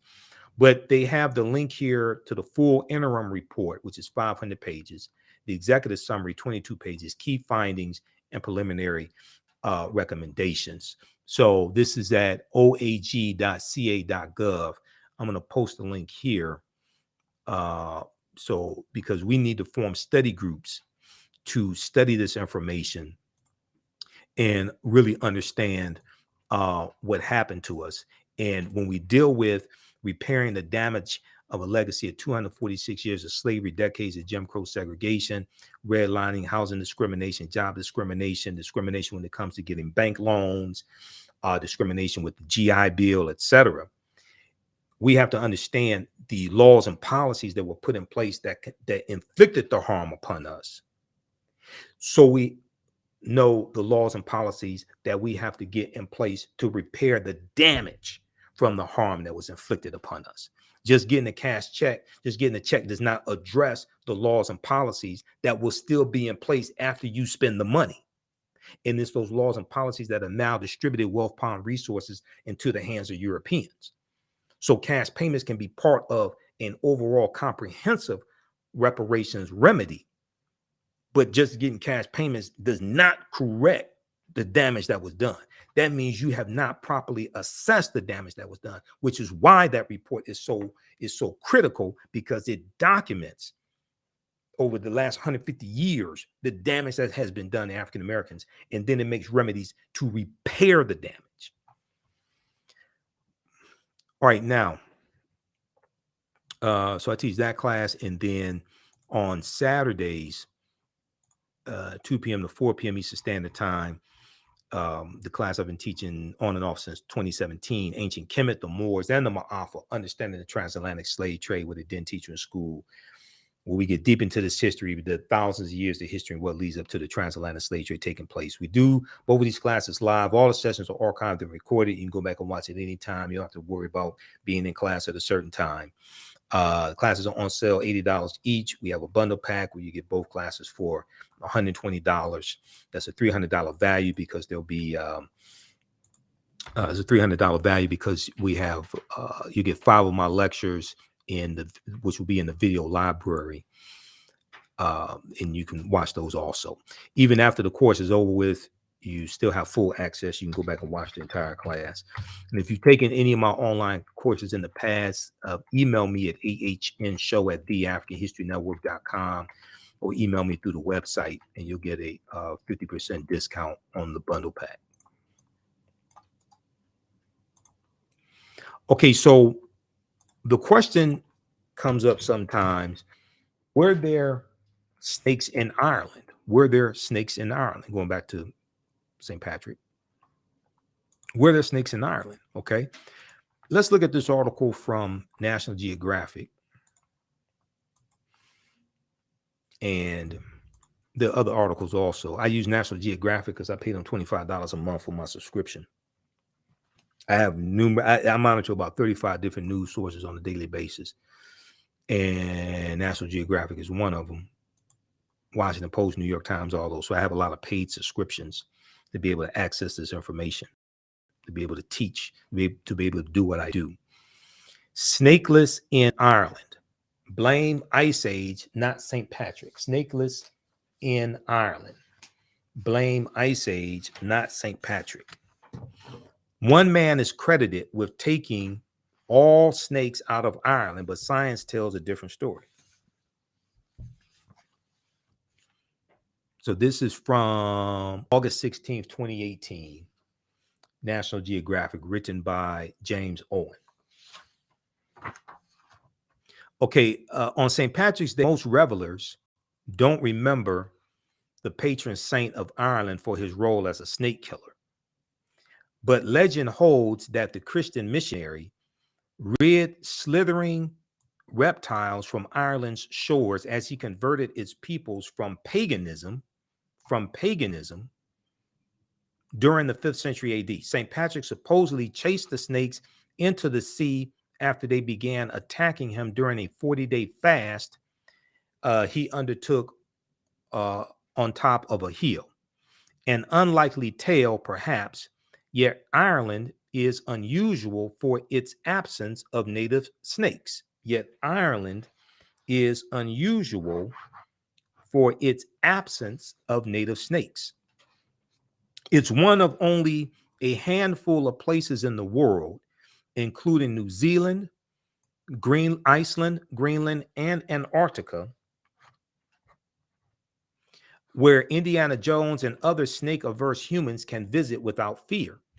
But St. Patrick had nothing to do with Ireland's snake-free status, scientists say. As keeper of natural history at the National Museum of Ireland in Dublin, Nigel Monaghan has trawled,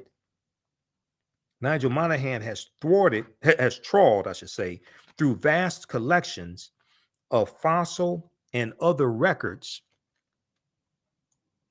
of Irish animals.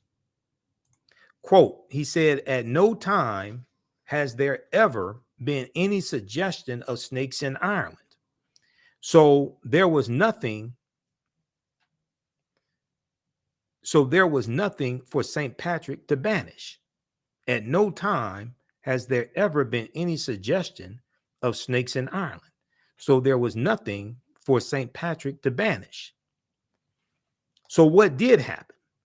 Most scientists point to the most recent ice age, which kept the island too cold for reptiles, until it ended 10,000 years ago. After the ice age, surrounding seas may have kept snakes from colonizing the Emerald Isle.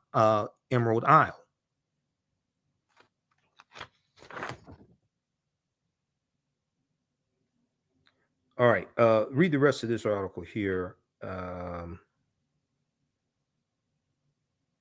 Okay, so read the rest of that article from National Geographic. Snakes in Ireland blame Ice Age, not St. Patrick. Okay, so there's also a good article from history.com, official website of the History Channel, which deals with 7 surprising facts about St. Patrick's Day. 7 surprising facts about St. Patrick's Day. I'm just going to look at this briefly because I want to get to some misinformation floating around on social media, which deals with the Twa in Ireland.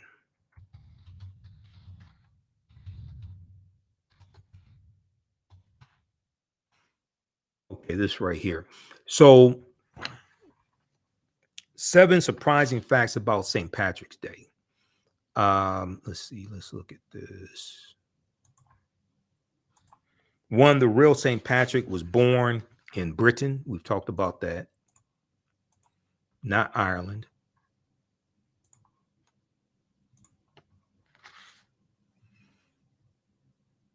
Who was the real St. Patrick? Was that legend about the snakes true? And why did so many St. Patrick Day traditions start in America?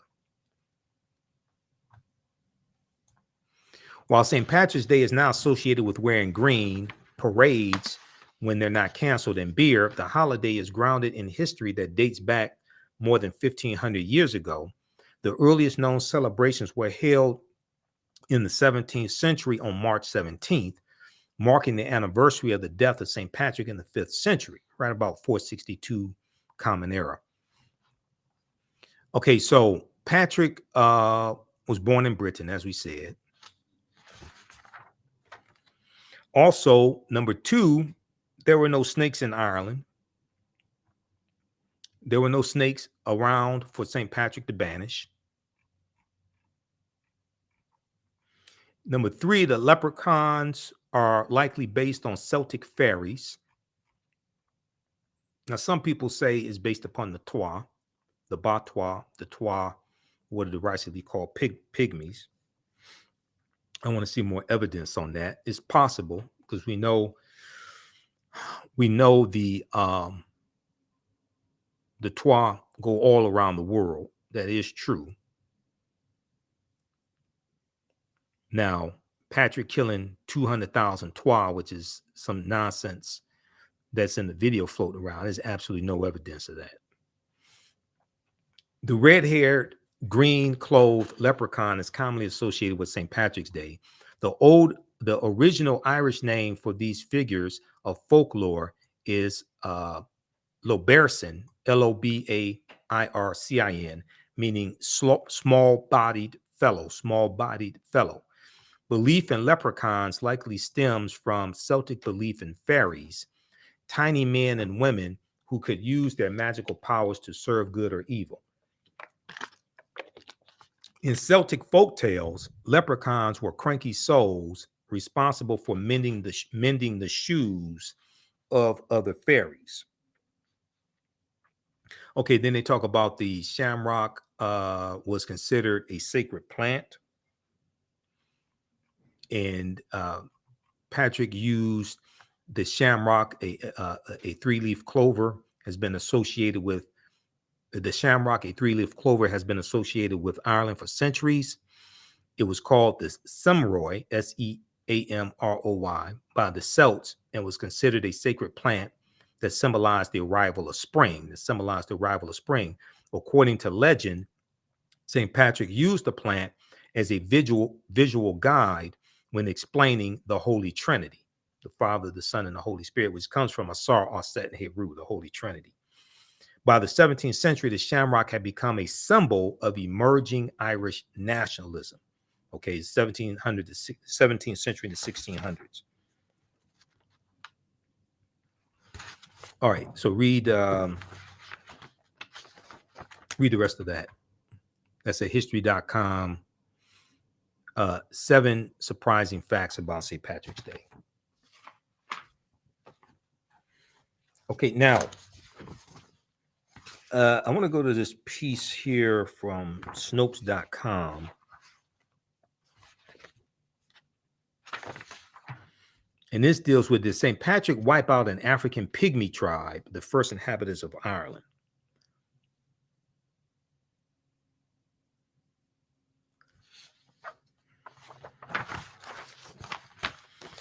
So let's see. Let's go to this here just a second.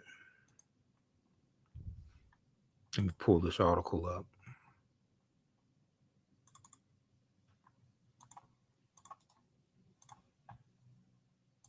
All right, give us a thumbs up, give us a heart, give us a like on this broadcast. So here's some information that you can check out and research. You don't have to believe me. You can follow the sources. You can research this.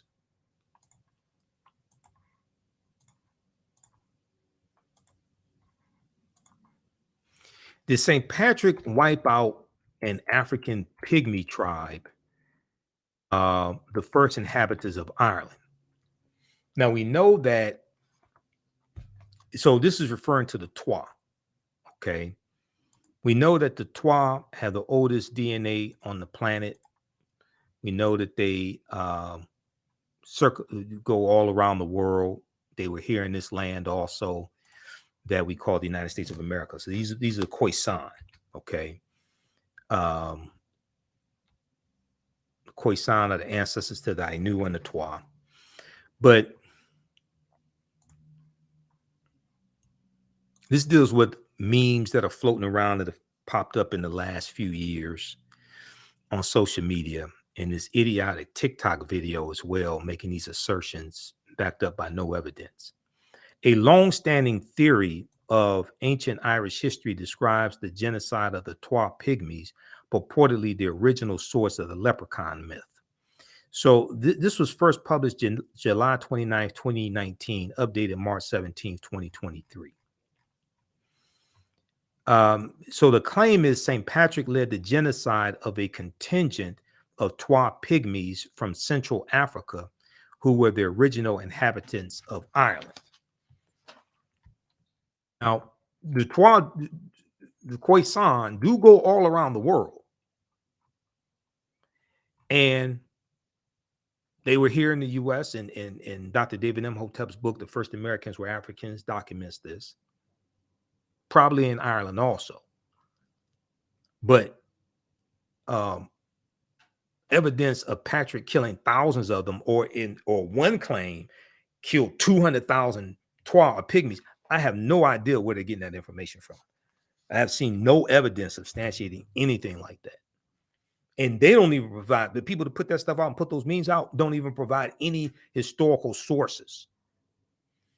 In the summer of 2019, we received renewed inquiries from readers about an unusual interpretation of the legacy of St. Patrick, one that claimed the patron saint of Ireland was responsible for the genocide of an African tribe who were purportedly the original inhabitants of that island. The theory has given rise to many memes and social media posts that in recent years have been shared widely, especially around March 17th, the feast day of St. Patrick. The memes are often accompanied by images that appear to show white men posing with African pygmies, okay, or Khoisan. A typical version of the meme claims, quote, the Twa Pygmies of Ireland, the original inhabitants, the source of the leprechaun legend. When you celebrate St. Patrick's Day, that's the celebration of their genocide, end quote. The theory was neatly summarized by the author and speaker B.F. Nkrumah in a widely shared Facebook video in March 2018. The theory is not backed up by any historical evidence, and as a set of factual claims, it can be dismissed. One prominent historian told Snopes it was simply, quote, complete nonsense, end quote. Now, the origins of the Twa theory of Irish prehistory are not entirely clear. However, it appears to be informed by what is sometimes referred to what they call Afrocentrism, an approach to historical study that emphasizes the role and achievements of African people in the evolution of Western civilization. Now, there's scholarly work in what I don't refer to it as Afrocentrism. That was largely coined by Dr. Molefi Kete Asante, who's a friend of mine. He's the chair of the African Studies or Afro-American Studies Department at Temple University. What happens is when you have outlandish claims that are being put out like this, usually not by like scholars and historians, but just outlandish claims with no evidence put out there, it gets associated as, oh, well, that's Afrocentrism or something like that, which harms the overall genre of African history, or what may be called Afrocentrism by Dr. Molefi Kete Asante and other scholars, just putting out information with no sources, no historical evidence, just putting stuff out there is harmful, and it just gets circulated, and then people just believe it, and it's oftentimes nonsense. Okay, so the theory also seems to be influenced by Euramirism, EUHEMERISM, an unusual strand of pseudo history that was particularly popular in the 19th century. So to give some background information, I'll give you some additional information on the Khoisan. The Twa, or Batwa, B-A-T-A, are a people indigenous to the Great Lakes region of Central Africa. And we see them coming We see them in southern Africa also. They are sometimes referred to as Twa pygmies, and an anthropological term denoting their relatively short stature. So you see, these are the short-statured Africans. Although some exact details are lacking about the life of St. Patrick, it is generally accepted among historians that he lived the century AD. Okay, we dealt with all that. Okay, one of the legends attached to Patrick in the centuries following his death was that he banished the snakes from Ireland. This is not based in fact. No fossil records have shown that snakes were ever indigenous to the island of Ireland, and the myth was likely a metaphor for the Christianization and decline in paganism for which Patrick and other early Irish saints are credited. Because there was, in the year before Patrick was sent in to Ireland to convert the Irish to Christianity, there was another man who the Christian church sent in to convert the Irish to Christianity. Let's see. The earliest archaeological evidence of human habitation of the island dates to between 10,640 and 10,860 BC. Those were probably Africans because it wasn't, there were no Europeans on the earth at that time. So those were probably Africans, okay, at that time. So the earliest archaeological evidence of human habitation in the island of Ireland dates between 10,640 and 10,860 BC. So that's about 12,000 years ago. Those were probably Africans. Those were probably because the Twa go, the Khoisan, okay, or the Twa go all around the world. No evidence exists to show that Twa pygmies settled the island at any point in history beyond which it makes little sense to imagine that a traditional hunter-forager people that emerged from landlocked Central Africa would have had the geographical awareness or technical knowledge to construct and sail ships thousands of miles northwest. Okay, now we know that shipbuilding, Africans were sailing going back 100,000, 130,000 years ago. Okay, so it's quite possible the Twa were there, because who else was on the earth 12,000 years ago? You have African people, and they circumnavigated the globe. It's quite possible the Twa were there. Patrick killing 200,000 Twa, I don't know where they're getting that from. I don't. If you have some evidence of that, please send it to me. I don't know where they're getting that from. Okay, so I'm not saying the Twa were not there because they circumnavigated the globe, the short-statured Africans. Development of the theory. We found several iterations of the Twa theory of Irish prehistory. One version, published in 2007 by the website of the Amen Ankh community in Kansas City, Missouri, offered the following outline. Indigo melanated people are the original snake-headed people of Ireland. We are the ones who were driven off, etc. Okay, you can read the rest of that. Much of this account is simply incoherent, and the only would-be evidence put forward for the claim that St. Patrick engaged in genocide against the Twa is that the knotted hairstyle of Twa and ethnic Bantu peoples bears something of a resemblance to snakes.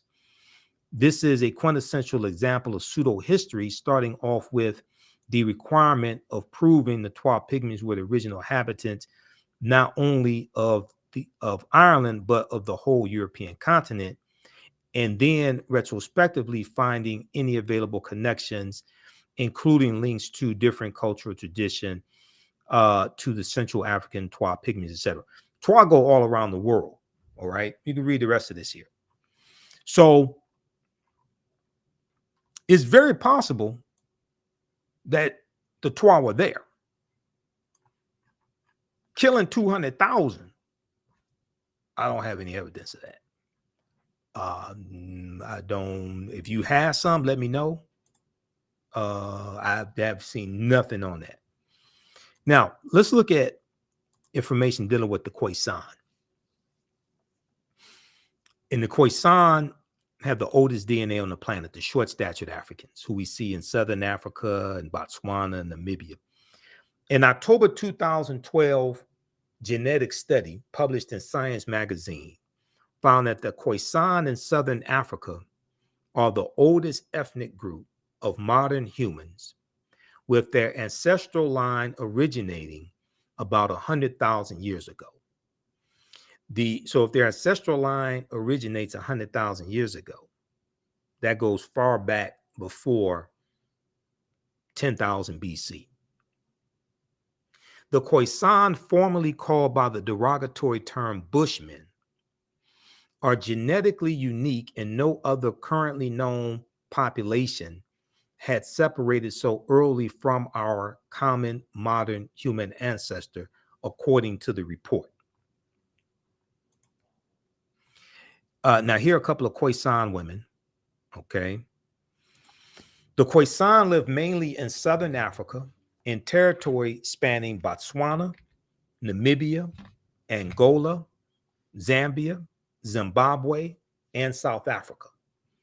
They are largely divided into two groups: hunters and gatherers, the Sans people, and keepers of the livestock, the Khoikhoi people.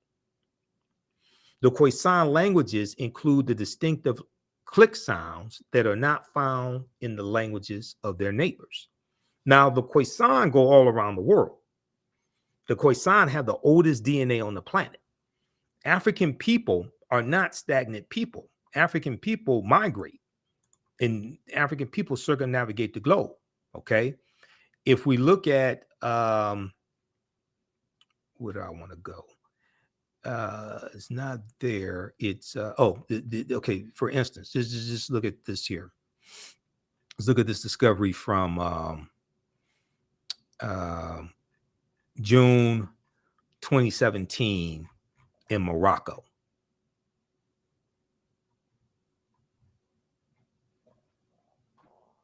This one right here. We're older than we thought. New find pushes human origin back 100,000 years. Now, this article is from NBCnews.com, but all the news outlets had articles dealing with this discovery. Okay, and these are actual slides from my 12-week online class, Ancient Kemet, the Moors, and the Ma'afa, Understanding the Transatlantic Slave Trade, because we deal with all this in the class. Modern humans evolved much earlier than previously thought, researchers reported. This article came out June 2017. New discoveries at a rich site in Morocco show modern humans were hunting and probably cooking game animals 300,000 years ago. Modern humans, 100,000 years earlier than scientists have believed until now. New discoveries and new dating methods show that, in fact, many of the bones belonging to modern Homo sapiens, modern man, Homo sapiens, and belong to modern Homo sapiens, and they lived as far back as 300,000 or 350,000 years ago. The earliest previous Homo sapien bones date back 195,000 years ago, and they're from clear across the continent of Africa in modern-day Ethiopia. So this discovery here pushes the timelines back, and there are numerous archaeological discoveries that have come out in the last 15 years that continue to push the timelines back, okay? And this is why I say the deeper they dig, the blacker the planet gets, the more research they do, the older we get. All this is much older than we thought. Africans were circumnavigating the globe. Africans were here going back at least 51,700 years ago, and these were the Khoisan. And this is what Dr. David Imhotep talks about in his book, The First Americans Were Africans, Documented Evidence. And he's a friend of mine. I've interviewed him 14 times. And you've seen him here on the African History Network, on the African History Network show. And I'll show you the cover of his book, because we use that in the class. Okay. his book right here, his first book, The First Americans Were Africans, Documented Evidence. His second book is The First Americans Were Africans, Revised and Expanded. Okay. So the earliest previous Homo sapiens bones date back 195,000 years ago, and they're clear across the continent in modern-day Ethiopia. Taken together, the findings show modern humans were dispersed across Africa long before anyone ever thought. Dispersed across Africa long before anyone ever thought. Not only were they dispersed across Africa long before anyone ever thought, they went around the world much farther back than anyone ever thought. So Dr. David Imhotep was interviewed on WKRP in Cincinnati, Channel 5 in 2011, talking about his book, The First Americans Were Africans, Documented Evidence. And he talked about a discovery on the Greek island of Crete, which dates back 130,000 years ago. Now, this is an article from the New York Times. It's about an archaeological discovery. And the name of this article is On Crete, New Evidence of Very Ancient Mariners. On Crete, New Evidence of Very Ancient Mariners. This article is from February 15, 2010. And the synopsis of the article, excerpt of the article says, stone tools found on the Greek island of Crete over 2 summers, archaeologists say, are at least 130,000 years old. Stone tools, at least 130,000 years old, which is considered strong evidence of the earliest known seafaring in the Mediterranean and calls for rethinking the maritime capabilities of pre-human cultures. Now, you got the discovery in 2017 in June in Morocco that shows Homo sapiens in Morocco 300,000, 350,000 years ago. And that's 100,000 years before all the archaeologists and scientists thought Homo sapiens existed, modern man. Here, you have evidence of seafaring going back at least 130,000 years ago, much, much earlier than the archaeologists and anthropologists originally thought seafaring took place, especially in the Mediterranean. The article goes on to say Crete has been an island for more than 5 million years, meaning that the tool makers must have arrived by boat. So this seems to push the history of Mediterranean voyaging back more than 100,000 years, specialists in Stone Age archaeology say. Previous artifact discoveries had shown people reaching Cyprus, a few other Greek islands, and possibly Sardinia, okay, which is an Italian island in the Mediterranean, Sardinia, no earlier than 10,000 to 12,000 years ago. See, the deeper they dig, the blacker the planet gets. The more research they do, the older we get. And I've been studying history 33 years. I've been teaching this class since 2017. Okay. And I've been every other week, these new archaeological discoveries come out, and it's causing the scientists, archaeologists, and paleontologists, etc., to keep pushing the timelines back.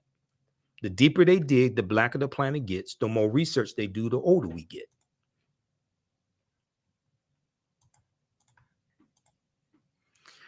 All right. Okay, so you can read the rest of this. And they found more than 2,000 stone artifacts, including the hand axes, the stone tools.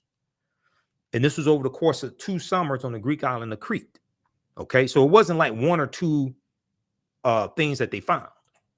No, they found overwhelming evidence. Now, there was a discovery in 2004 in Allendale County, South Carolina, made by Dr. Albert Goodyear, who's an archaeologist at the University of South Carolina. Dr. David Imhotep deals with this on page 14 of his book, The First Americans Were Africans, Documented Evidence. And they found 13 different types of evidence, thoroughly documenting an African presence in the area that today we call South Carolina that dates back at least 51,700 years ago. They found artifacts, architecture, campsites, carvings, Egyptian writings, footprints in lava, genetic M174, the haploid groups dealing with DNA and genetics, linguistics, paintings, skulls, skeletons, structures, and tools. And his book is also backed up by 713 footnotes and 7 peer-reviewed articles. Now, there's an article that Science Daily did November 18th, 2004, to deal with Dr. Albert Goodyear's discovery. And this is a picture of Dr. Albert Goodyear here. ScienceDaily.com to deal with scientific discoveries and archaeological discoveries, things like this. So you can go read this article. It's still there. New evidence puts man in North America.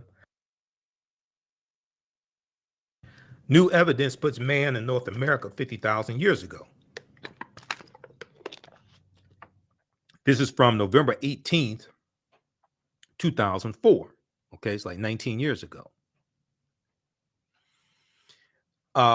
And here's a synopsis, here's a summary of what the article says. This is not my summary. This is the summary from ScienceDaily.com. Radiocarbon tests of carbonized plant remains where artifacts were unearthed last May along the Savannah River in Allendale County by University of South Carolina archaeologist Dr. Albert Goodyear indicate that the sediments containing these artifacts are at least 50,000 years old, meaning that humans inhabited North America long before the last ice age.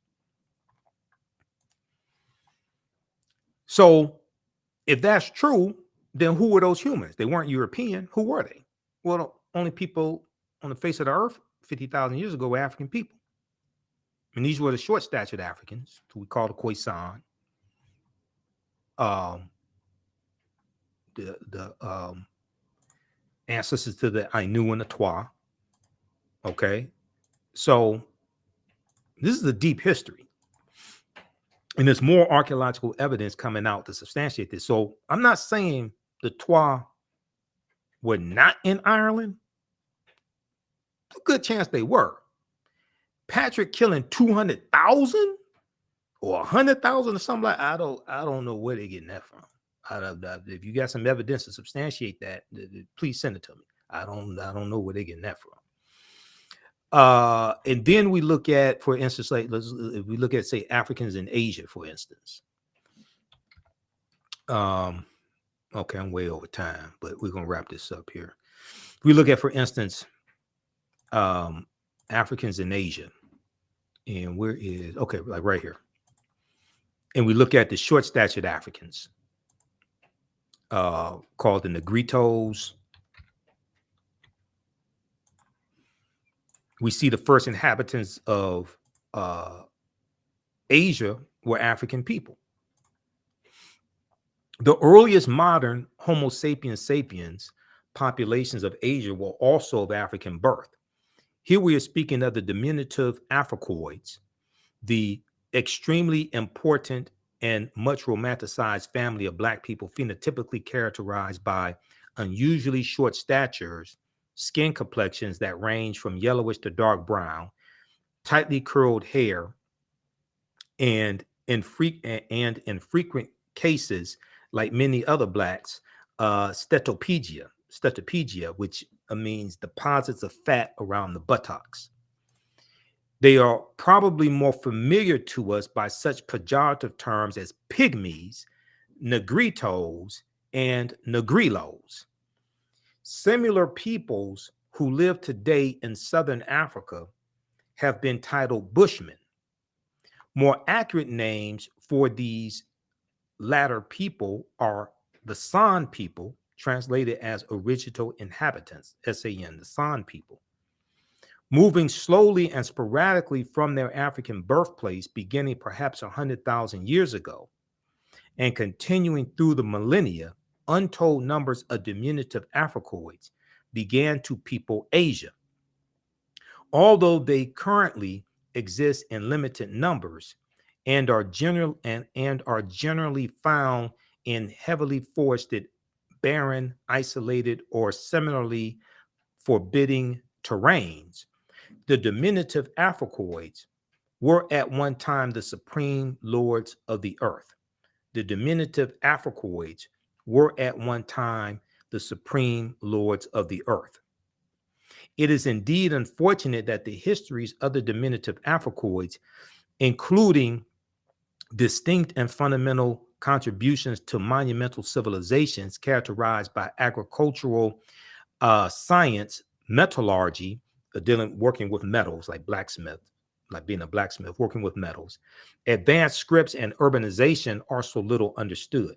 Now, this is an article from, this is part of an article from Renoka Rashidi that deals with, it dealt with the African, before enslavement, Africa's ancient diaspora. This is an article he wrote for AtlantaBlackStar.com. And Renoka was a friend of mine. We know he passed away in August 2021. Before enslavement, Africa's ancient diaspora. Okay, so you can check out that article. There's a piece that deals with the original inhabitants of the Philippines. This is an article from face-to-faceafrica.com. Let me pull this up. Okay. Also, if you like this type of information and you want to support the African History Network, you can do so. $ the AHN show through Cash App. $ the AHN show through Cash App. Also through PayPal, paypal.me/the AHN show. You can register for the online history classes I teach, because I'm going to teach one as soon as I finish here. I'm running behind schedule. Today's Sunday, so we're teaching Black resistance movements from the Haitian Revolution, U.S. Civil War, Civil Rights Movement, and Black Power movement. That's a 12-week online course that I teach. Let's see here. Let's pull up this article here. This is from face-to-faceafrica.com. It's called "These Native Africans Were the Original Inhabitants of the Philippines."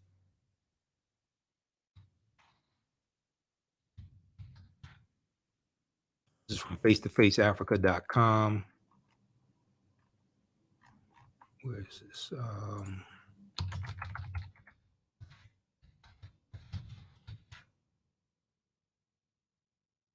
Okay, this article right here. Let's bring this up and close out all these ads that pop up.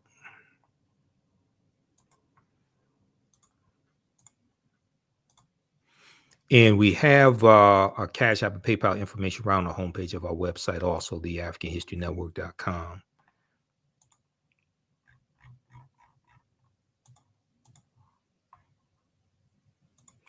These Native Africans were the original inhabitants of the Philippines. This is by Farida Dawkins, October 26, 2018, for face-to-faceafrica.com. And you see, you know, if you follow me on the African History Network, our Facebook fan page, which you definitely should, if you don't already do so, you know, we post numerous articles from face-to-faceafrica.com. They have some really good articles there.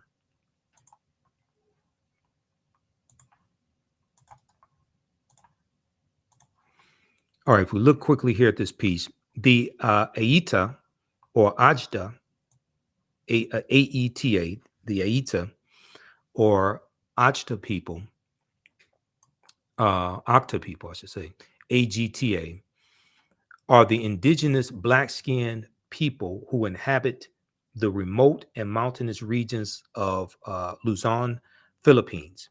The Aeta are under the brackets of Austronesians, groups in Southeast Asia, Oceania, and East Africa that speak languages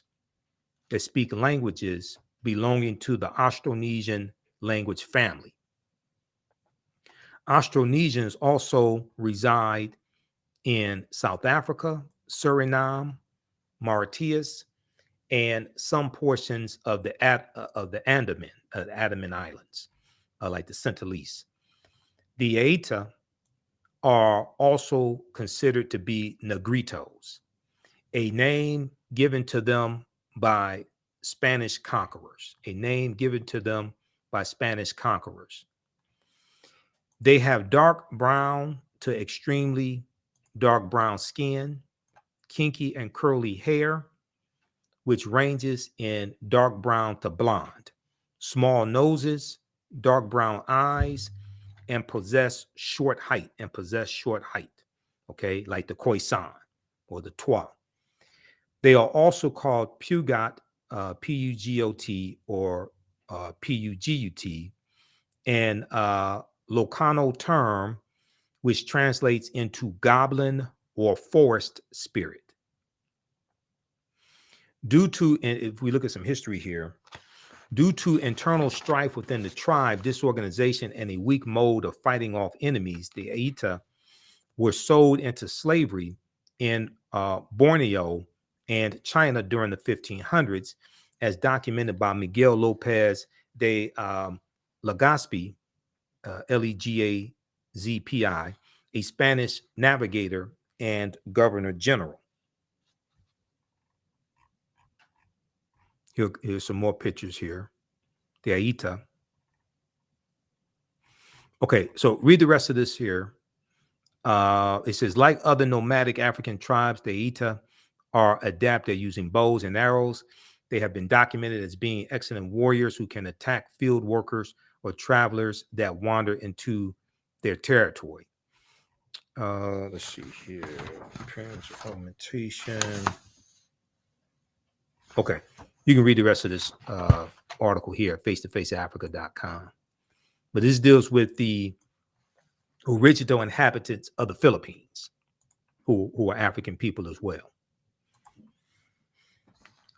All right, so hopefully you learned a lot today, and I know we covered a lot. I want to look at my list here, make sure I covered everything that I wanted to cover. We did that, yep. Christmas, pagan.